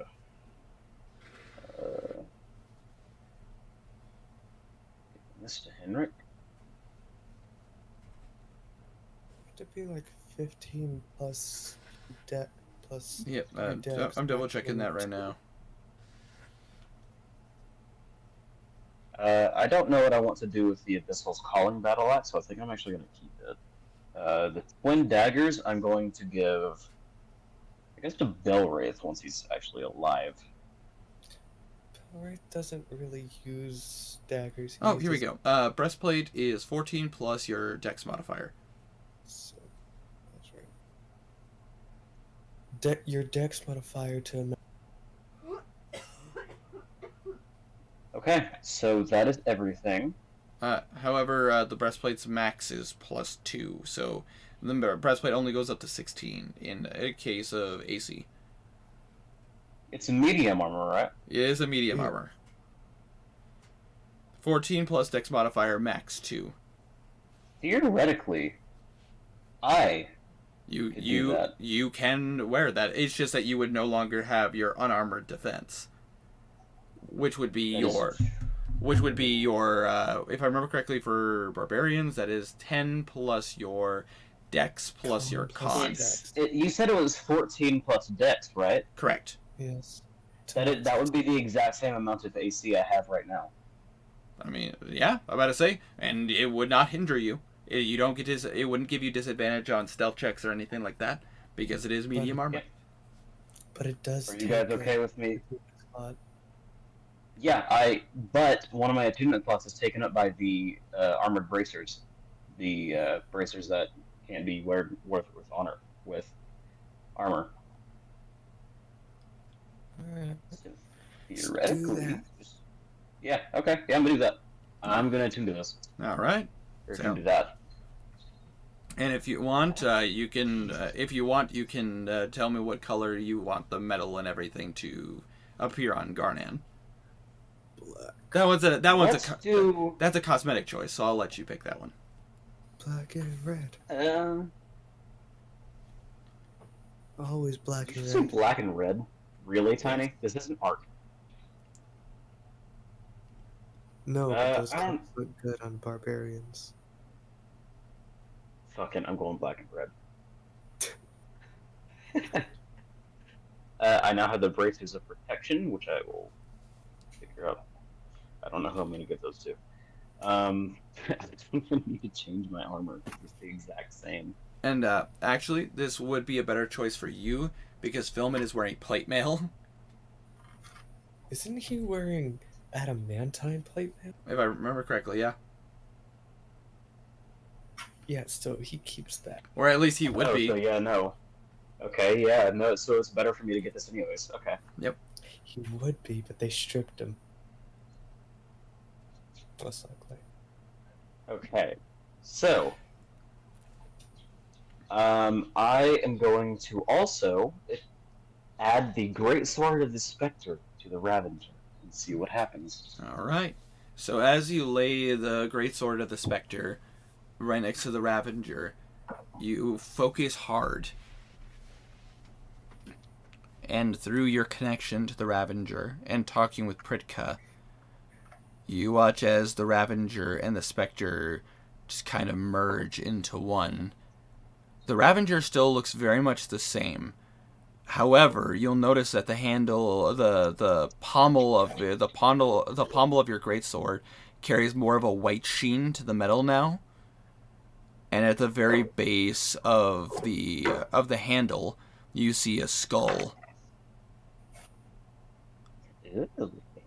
So you would trade off the wind blade ability, so the ability to attack from a distance using wind. You can instead take on the abilities of the blade of the Spectre. You would gain resistance to necrotic damage. You could choose to make your weapon do necrotic damage instead. And hold on 1 second, let me pull it. Apologies, I know I just had it up a moment ago, but Is it like +1, +2? yeah. Hold on, gosh. Oh no, God. So work with me, phone. Advantage on all saving throws against being frightened. That is correct. Which is actually really nice because I don't plan on going any more levels in Barbarian. And the next level, I would have gotten that. So, that's awesome.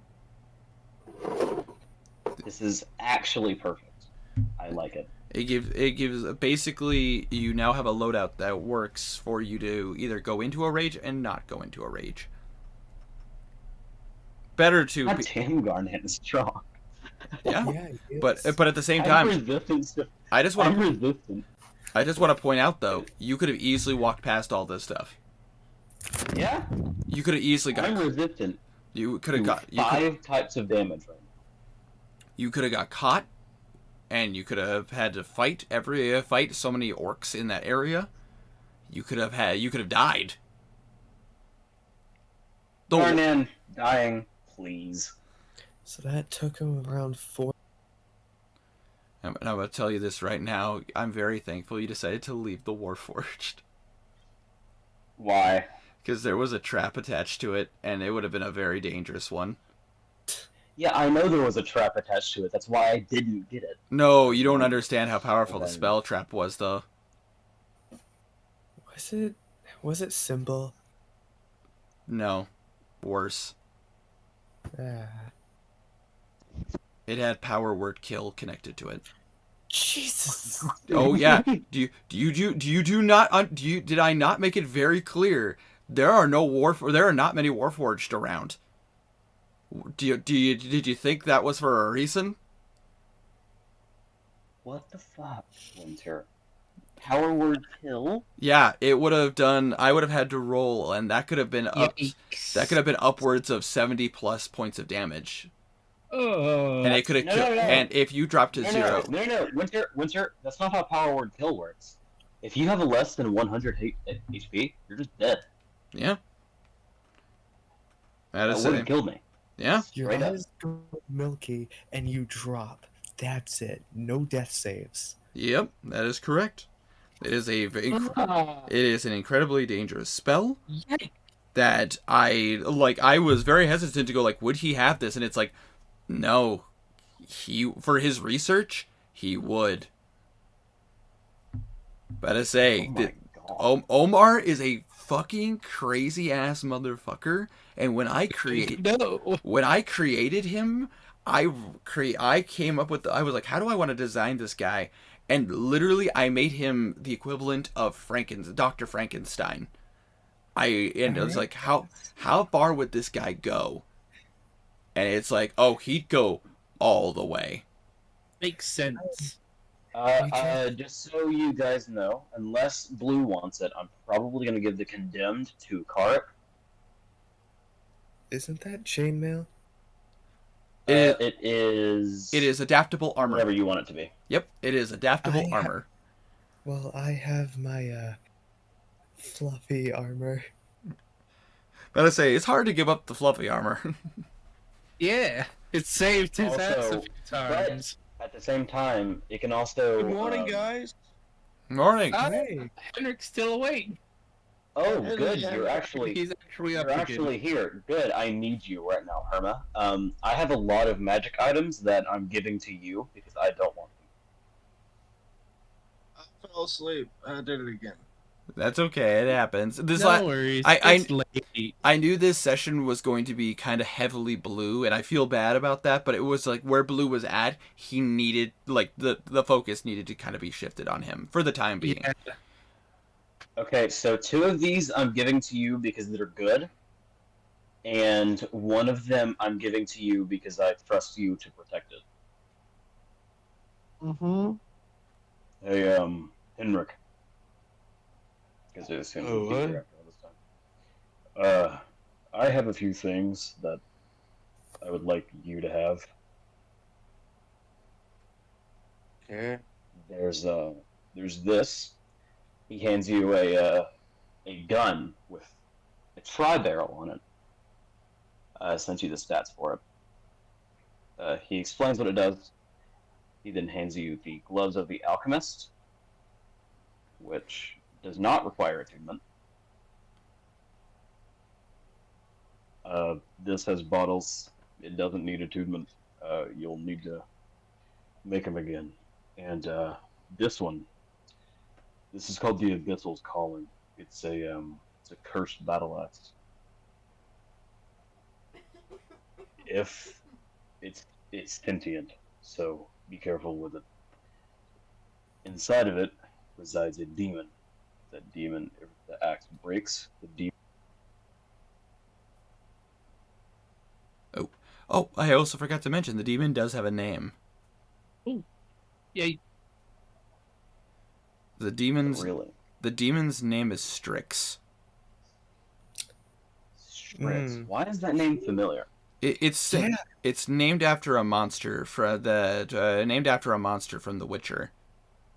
If you play Witcher 1 or if you watch the Witcher television series on Netflix, they deal with a creature called a Strix.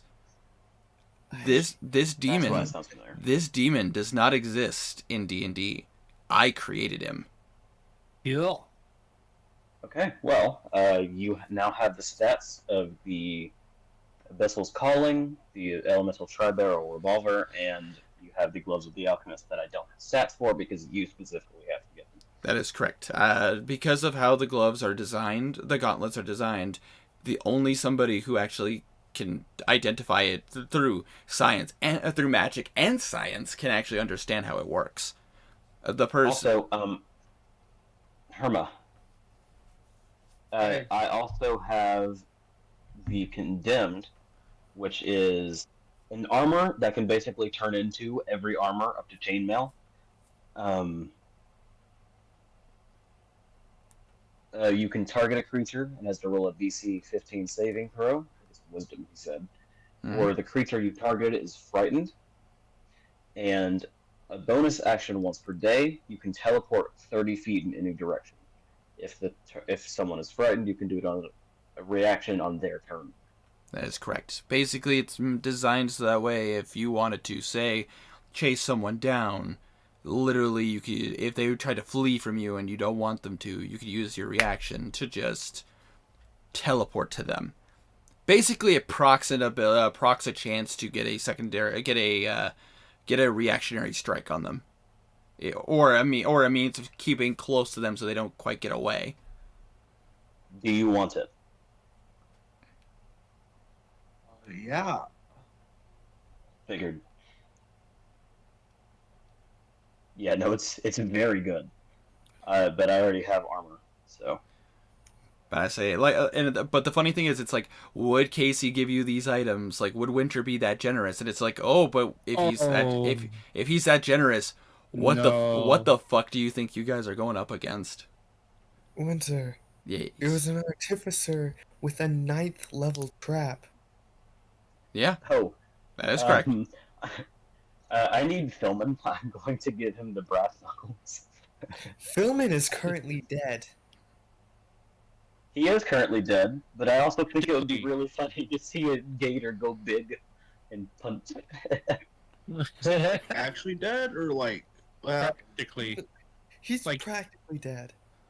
It's He's unconscious. He got captured and He's beat up by the point whatever. of where healing won't wake him up. Yeah, he's injured really, really badly.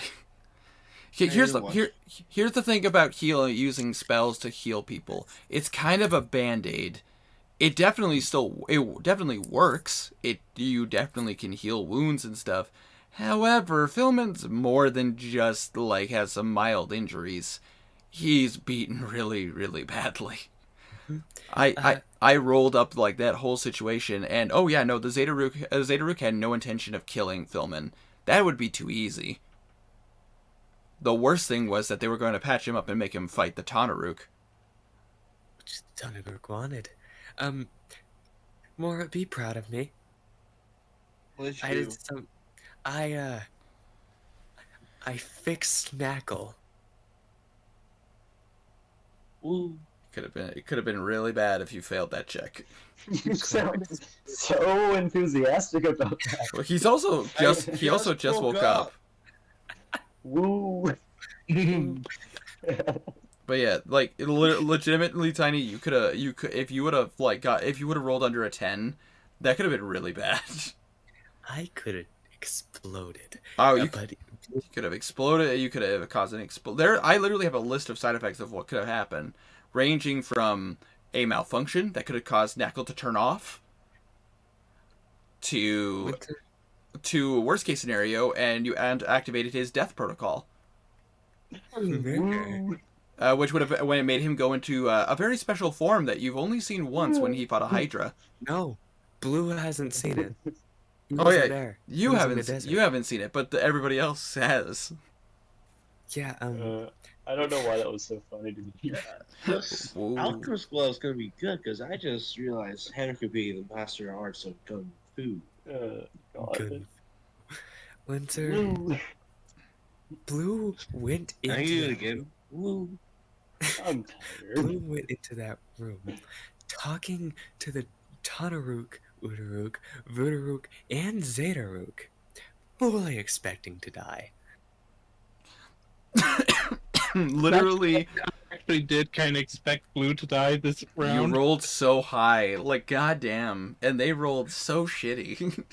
I pulled off. Oh, I am so disappointed. I'm like, I wanted you to. In so many instances, I'm like, this You is the wanted moment. him to die? No, I didn't want him to die, but I wanted him to get caught. They would never kill Blue outright. Are you kidding me? They would have used him. They would have baited you guys out. They would have killed him. I was so tempted to use confusing melody on the Tanarook. An int save to forget the last hour of his life.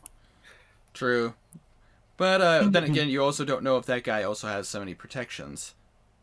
Yep. That's the issue here. It's like, oh yeah, he's kind of dumb, but it's like, yeah, but you think that he wouldn't be the leader if he wasn't intelligent enough to understand that he has that weakness. Yes. This isn't like your everyday average orc tribe. This guy literally took over the tribes, got rid of a couple of their restrictions and rules, and is ruling over an army. It's like, yeah, I think this guy knows what he's doing. Nah, no, he doesn't. Just a He's just a bit. dummy. And then He's just a dummy. He's so, not a threat. But It's fine. he is a glutton to praise. that is true. That is indeed when I created him. That was a thing. He Who likes found being that out he like instantly? he likes being praised. He likes being recognized for his position.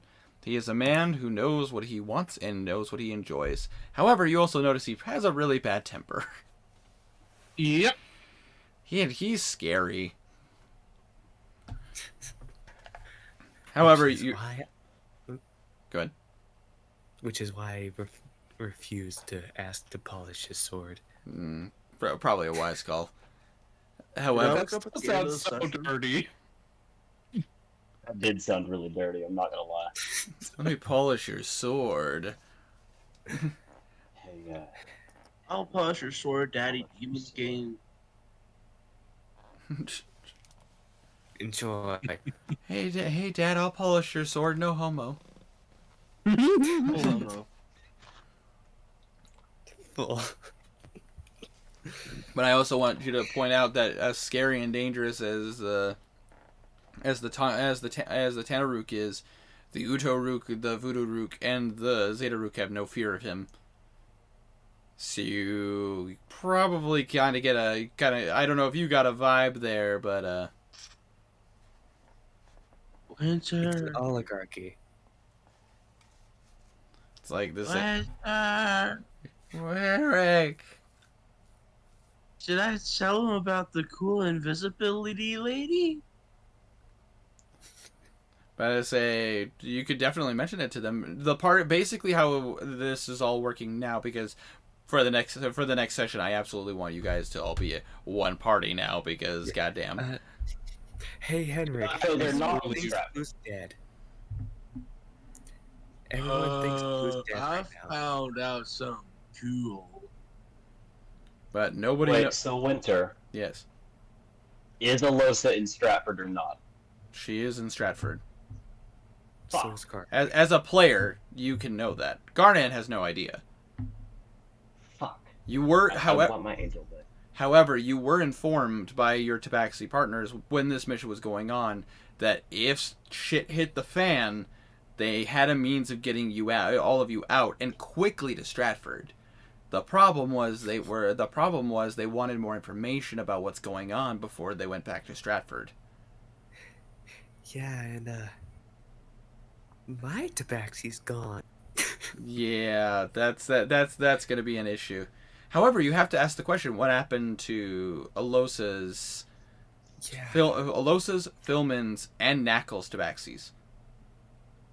Just They're a that bunch of just cowards that just left ran behind back to to die. base. None of them were caught. None of them were caught. None of them were caught, but the Tanaruk did say something about there being spies who helped in the capture. So, Where does that? Who are the spies? Where did they come from? And basically, Where did they go? Cotton Eye Joe? also how did they know where to find the party members that they caught? I mean, we don't smell like shit and ass, so I mean, that's probably why. Well, all of this stuff is going to be probably learned in this next session. or talked about at least. Exactly. Right now, It's a little bit too late to get back into. I'm pretty sure it's exactly. straight now. Basically, I was gonna put it like this: while Garnan was getting all of his stuff identified, each member of the party was re-entering the group one by one with their partner. I will say this though. Garnan, Yes. when you got back to the base, you noticed that you were the only ones that were there were the handful of tabaxi that stayed behind, to maintain the base. Mhm. About to say Belwraith and his partner, you and yours. With a bit of time, about an hour and a half after you arrived back, and you were having one of the tabaxi cast identify, you noticed you found Stray, his partner, and another individual with him. This person has reddish hair their skin is kind of a bluish green, and they have tusks coming out the side of their mouths. They're very orcish, but also they're a lot more like stringy. Like they don't seem to have like there is some muscle on the arms, but it's not like built packed muscle like an orc is. Okay. And Kazir, you have arrived back at the base with the mayor on yours and your friend's arms. We have two that my brain just completely shut down. I need to check the names. Siphoner. the mayor. Siphoner wasn't his name, was it? He's a siphoner. That's not his name. He is a siphoner, but it's not his name. Man, that would be hilarious. It's like Mr. Siphoner. Brelon? Brelona? Brelani? It's just Brelany. like in bed, like in a very passionate moment that will not expose it further than passionate. Sorry, I couldn't. Oh, I Siphoner. probably misspelled it or something, and it was like Brelon. That's what his name Yeah. is. Yes, that is correct. This is the mayor of the town, or ex-mayor, or whatever, technically. Put my occupation as complicated. That works. Fair Like enough. the siphons people. Did you see Alosa on your way back? Sorry, I hadn't. I'd like to speak to her. All right. I'll make if sure you to- end up seeing her, send her my way. Yeah, Because understand. as you come in with the mayor, you watch as the Tabaxi kind of come up and offer to take the mayor and bring him over so he can actually rest. Hold on. Winter. Yes. You kind of lets him. Remember, I told the Tabaxi that we found a Los in the chambers. Yep. Which is why why they're doing that first. Oh yeah. Don't worry. Well, Maybe here's because you probably would have asked what was that about, and so they would probably which if you want, they will fill you into the best of their abilities. Which is they got the 25-word message, which basically stating that Alosa was captured. It was a trap. It was a trap. Someone knew to look for them, and unfortunately, the seeming on Alosa didn't. They were able to see through the seeming on Alosa. Building. Basically, I'm sorry, I'm just kind of shutting down. no, it's okay. Basically, the mayor gets moved over to rest, and the Tabaxi kind of pats you on the shoulder, Kazir, and kind of sits down next to Garnan. We unfortunately have some news. She's not pregnant, is she? I mean, I don't think so. Okay. It was a trap. These people were expecting us. Or at least a few of us. What are you saying? A few people were captured. And apparently She wasn't one of them, right? she was. But Aryan's eyes begin to go bloodshot. but your friend Blue apparently has a plan. I don't know the full details. The spell only gives you 25 words. Put some faith in your friend. I trust Blue.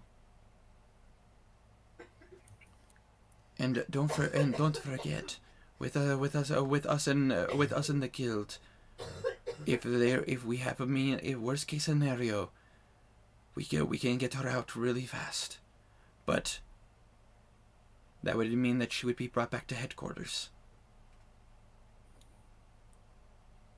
But she would be safe no matter what. Have faith in your friend.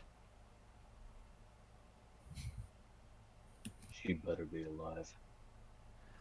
based on what, based on how That Blue worded, sounds- based on how Blue worded it, it was a trap to bait us. They probably would have used her, and she would be useless dead.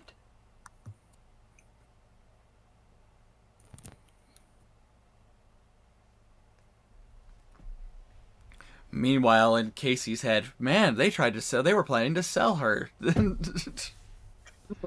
They were planning to sell her, and Blue. Now she's gone. What's worse was that I was working through, like, how would they actually think about this? And the Udo Rook would probably be like, man, she'd probably be worth more if they cut pieces off. That was morbid. Yeah, it is literally going into the minds of these characters and like all their subsection of personalities and everything. It's like, how would this person view it? How would this person view it? Oh, this person's cold. This person's cold. It's like, what if we chopped off her wings and sold those? It was a good idea that I said no.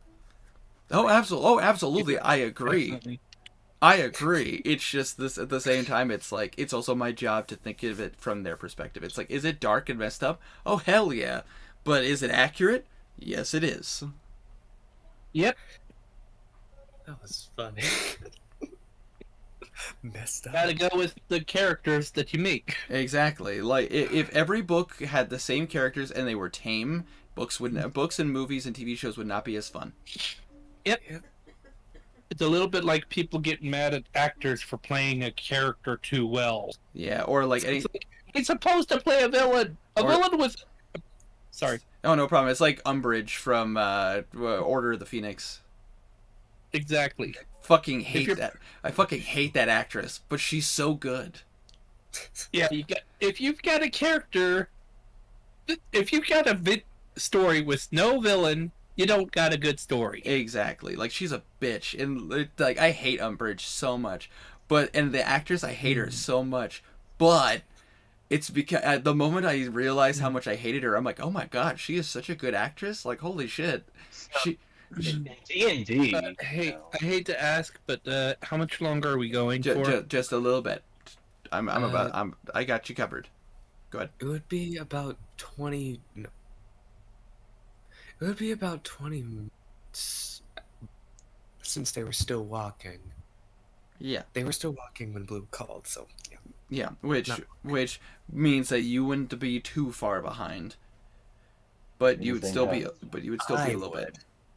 Yeah. Because I had to go in, fix Snackle, and get the plan. Exactly. Like I said, you weren't too far behind, but you were a little ways behind. So it would have still probably taken you a couple at least a couple hours to get back to base.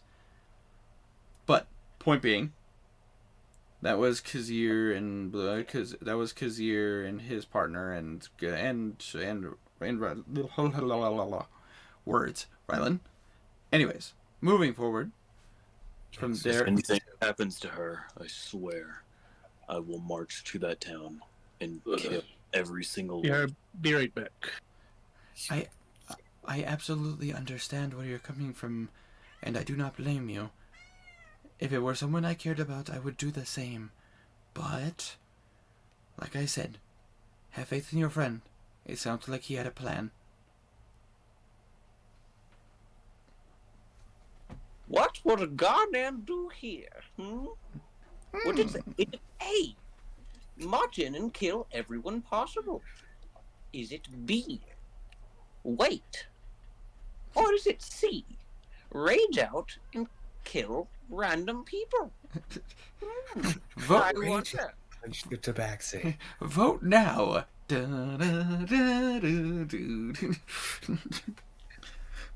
It's a trap. I was told not to go. Only time will tell. Wait here to find the answer. I would like to rage. But, anyways, with that being said, the rest of the party just comes in one at a time. Henrik, and when you arrive with your partner, you're one of the last groups to come back. Probably because of the fact no one knows about Knackle. No one knows about what happened to Karik, what happened to Philman, and no one knows what happened to Alosa until just now. I said Alosa, Philman, Knackle. Oh, and okay. Karik. Oh, okay. So you did say all four. I didn't. Yes. I didn't remember if you specified all their names. No, I said all their names. Okay. Well, in that case, it seems they had captured 4 of your friends, and were using them as bait. Hey, Casey, where's Bip? I was about to get to that. Because she actually rolled good. Because she's just rolling up. One's but Henrik, around the time that you get back, you literally meet along the way a very rememberable gnome traveling with a tabaxi, as you recognize Bimp. All right, it seems everything is going according to plan. Oh, right, hello. As you guys, I don't know if we lost Herma again, but as you walk in, you guys see the familiar sight of Bitmountain. I see that some of us have returned. Oh, that's good. Bimp, come here. Oh, yes, absolutely. Come in. Um, Oh, I have some information. I'm sure we all do. I have a book for you. Oh, a book? Let me see. I'm going to hand her the in-depth guide to creating Warforged. Interesting. I found Omar's private library. I raided it and the treasury. Well done. That's far, but my gosh, you didn't have to fight anyone, did you? You weren't hurt, were you? I mean, I would have. That's a lot. That's a lot of things that could have caused. Don't worry. That reminds me, Henrik, come here. I need you again. I have no idea if Herma's still awake or not. Herma, did you fall back asleep, or are you good?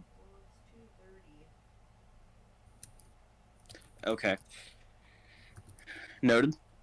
Looks like he passed out yet again. Which is understandable, it's really late. Yeah, I'm sorry. Have faith in the wingman. Fuck you. Douchebag. What the fuck? You cannot call yourself a wingman if you literally just tell her. That is not how a wingman works. I mean, it's not like it wasn't already extremely obvious, but still, come on. Hey, sometimes those feelings just need to be omitted.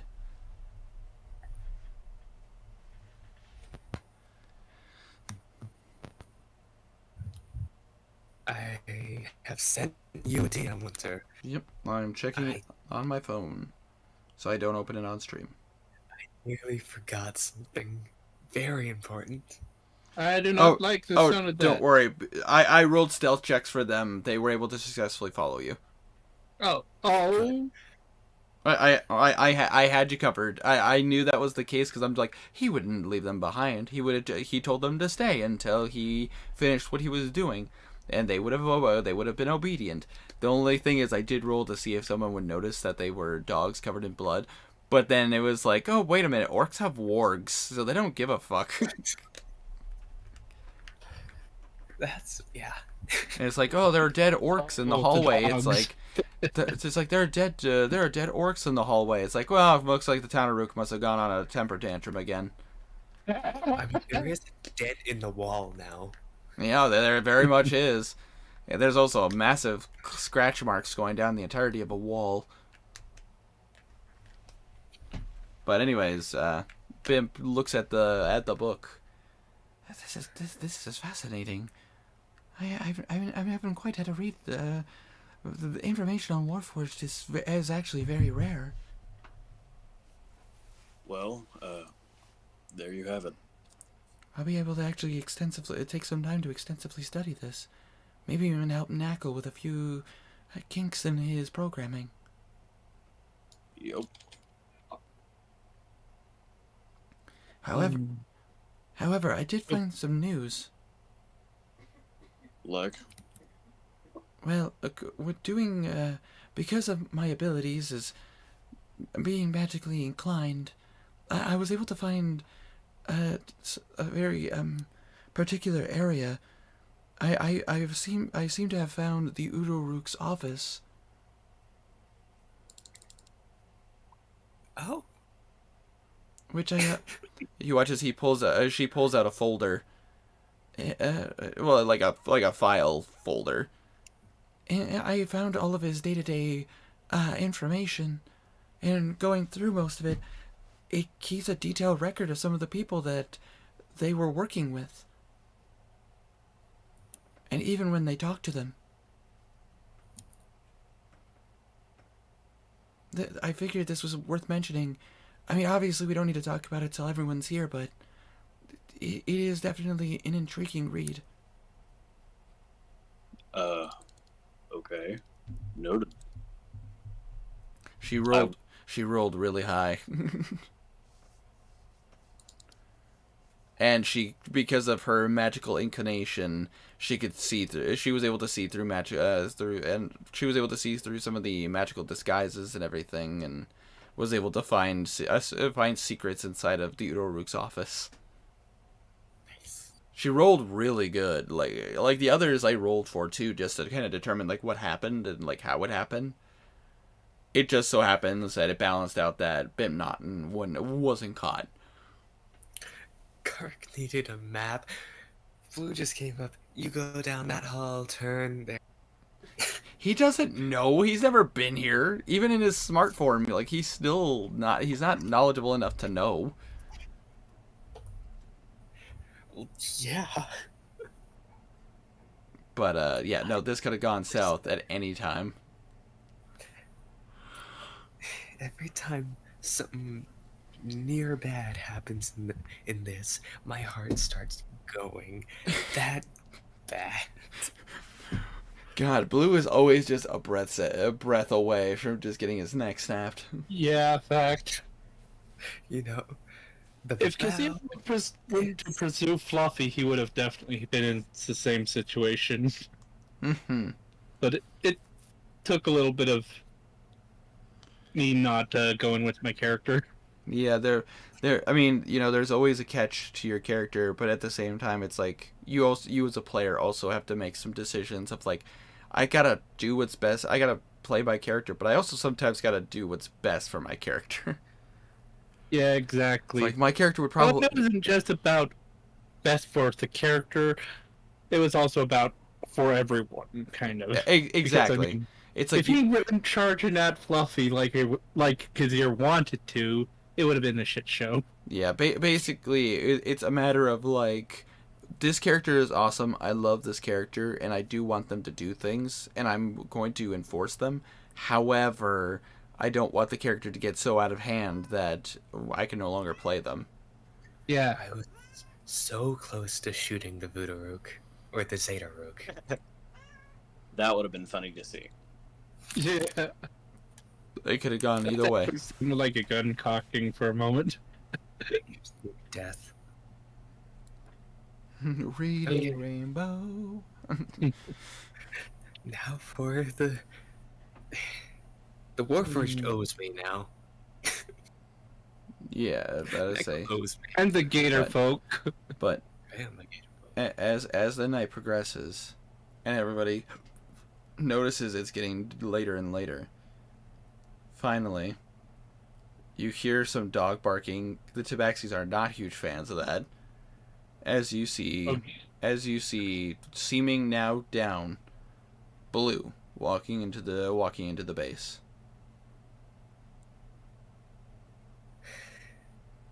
Welcome back, Blue.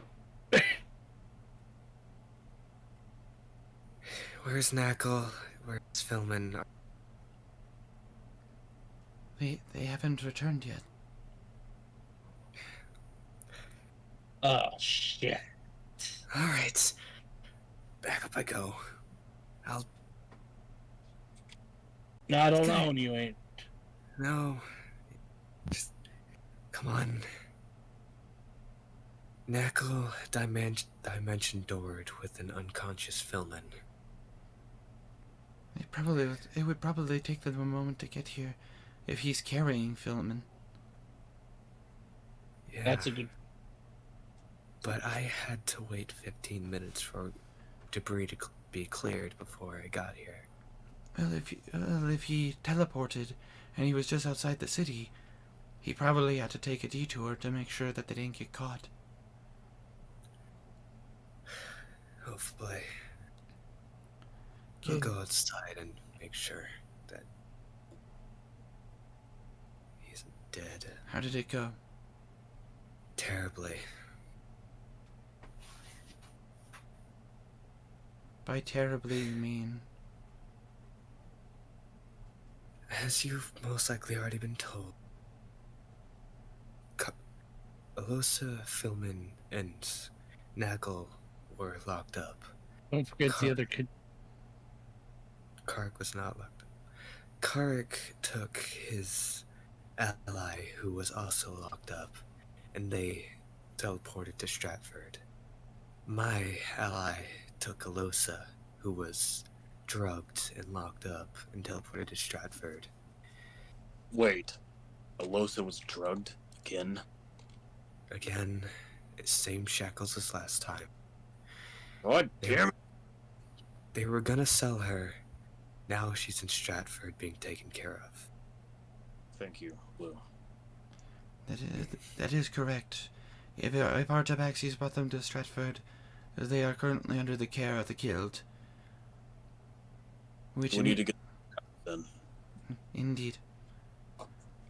But we must discuss. But before we go anywhere, we need you. I know you would rather wait for your friends. And the only way. And before we go anywhere, we must discuss what we found. I raided the treasury, got a bunch of shit. I was the secretary to the Tanaruk.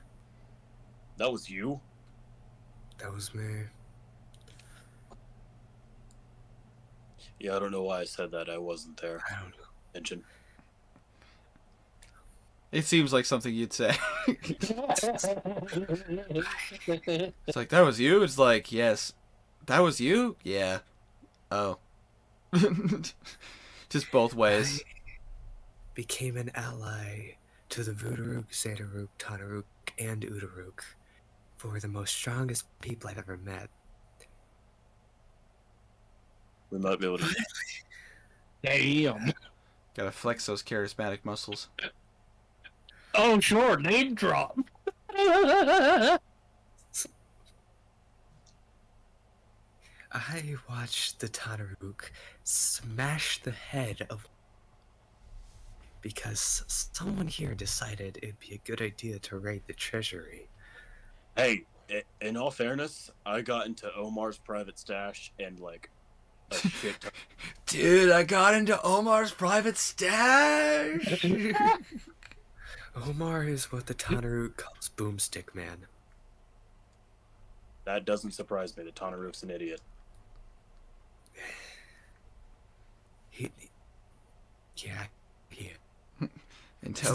Intelligence, not so great. Wise, though. He allowed one of his soldiers to lie to him. That soldier, I proceeded to tell him he was lying, and then the Tanaruk destroyed his skull. Good. That was fun. Liars deserve death.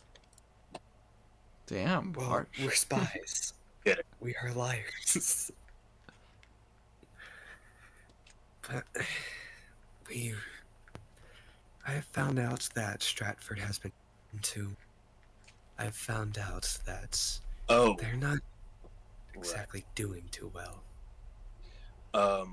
I happened to find out that my wonderful brother is the one helping them out, getting the...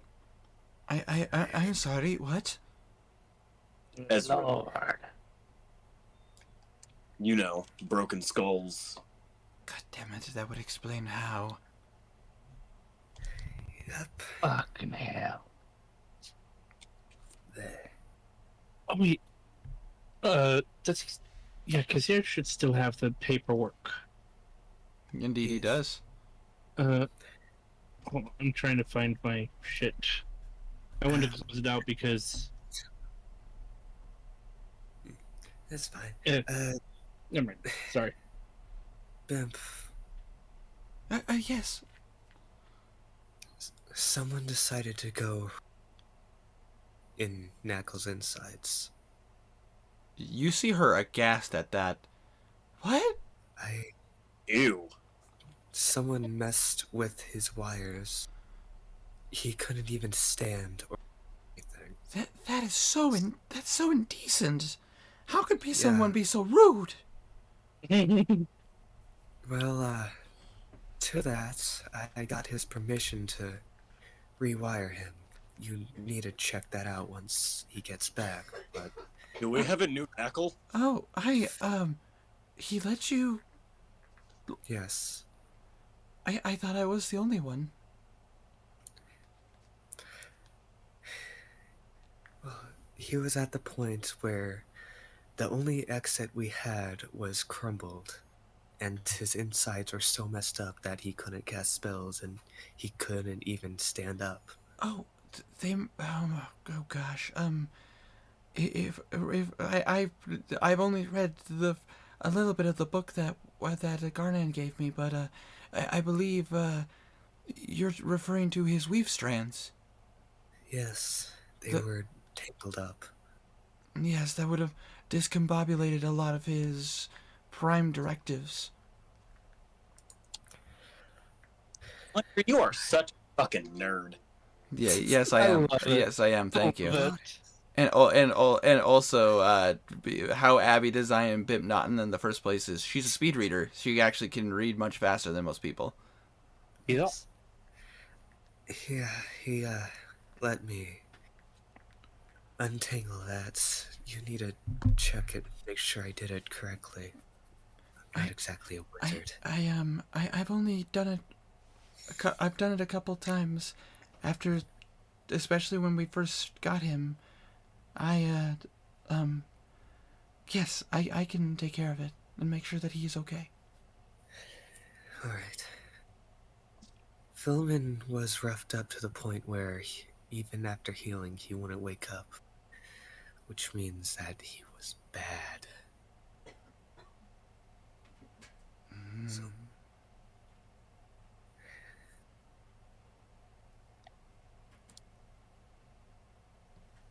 but we gotta get him out intelligence. They're working with Ezrin. They've broken through the wall. They're not poor, so that's a good thing, I guess.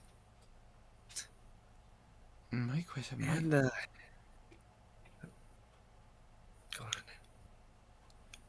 on. My question would be, why?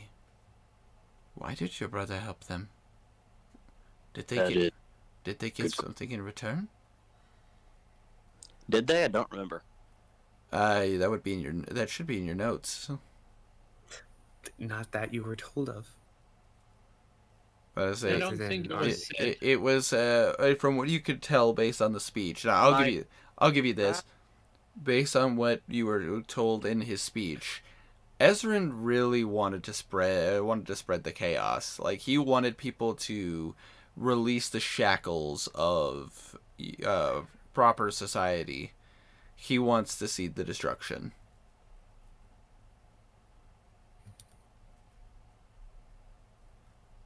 Or, if we want to be more silly about this, make chaos reign. Yeah, I say that.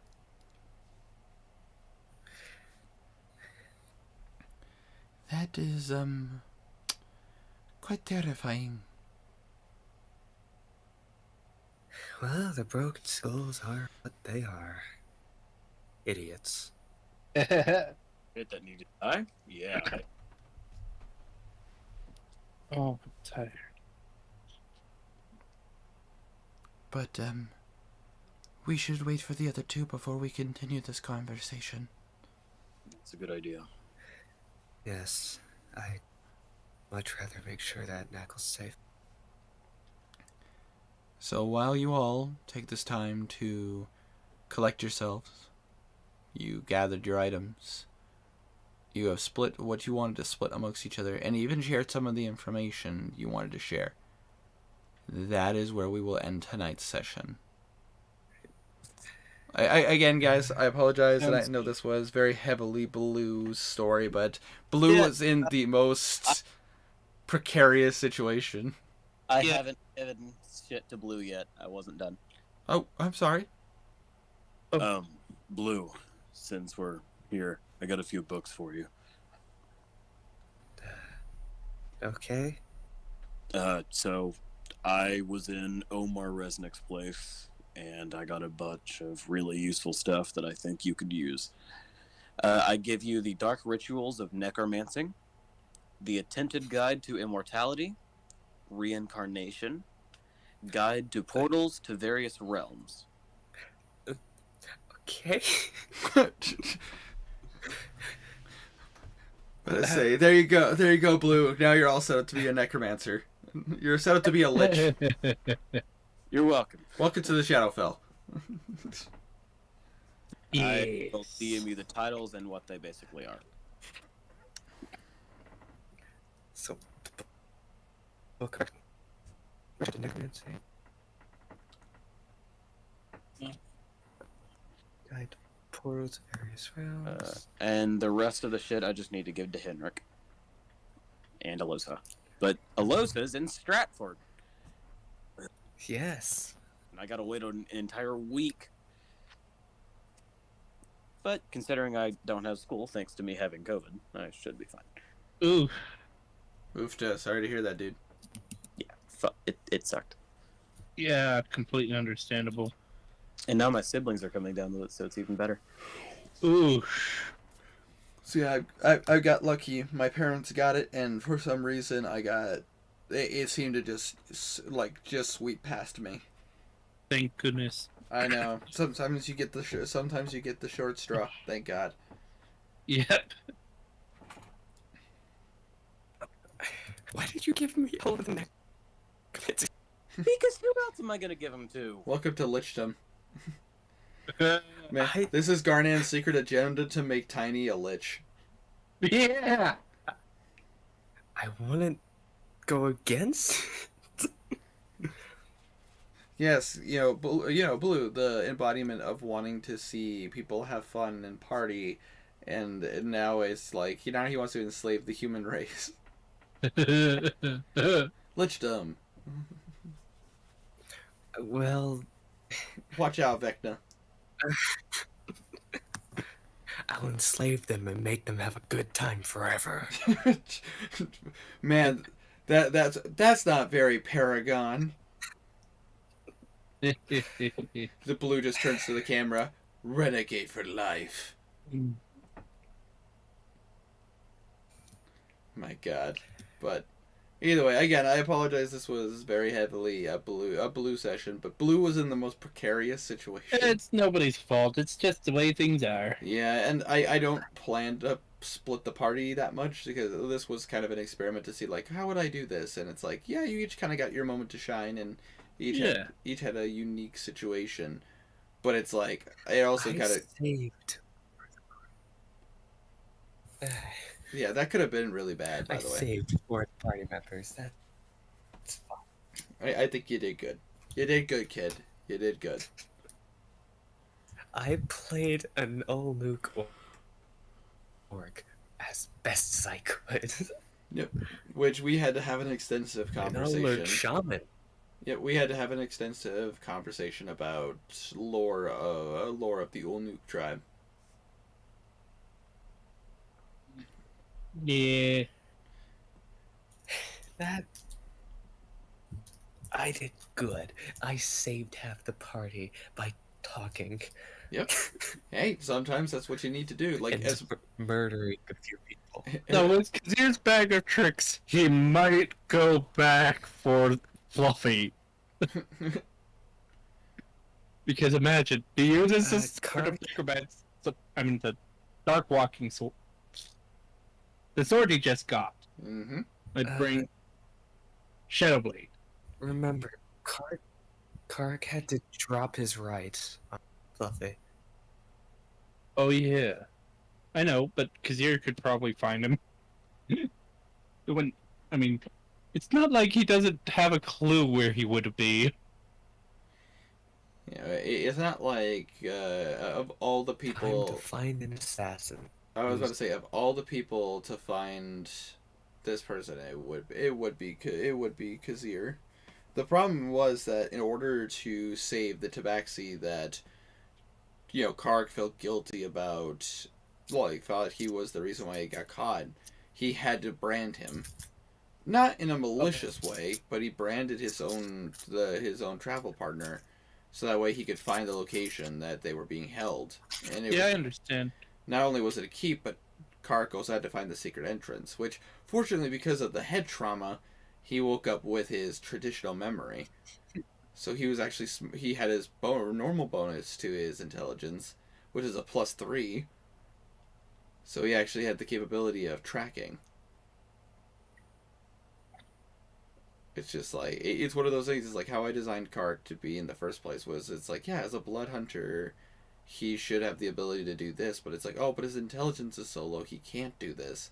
Therefore, this ability is useless until his intelligence is switched back on, and thus, then it becomes useful again. Understandable. There are tips, tricks, balances, and things that you need to do in order to make things work, and it's like, in this particular case, Kark is a complicated character that comes with a personality trait. It's cool. I like it. I got 2 dogs now. Yes, you do. Yeah. And they are unnamed currently. Penis and Schnitzel.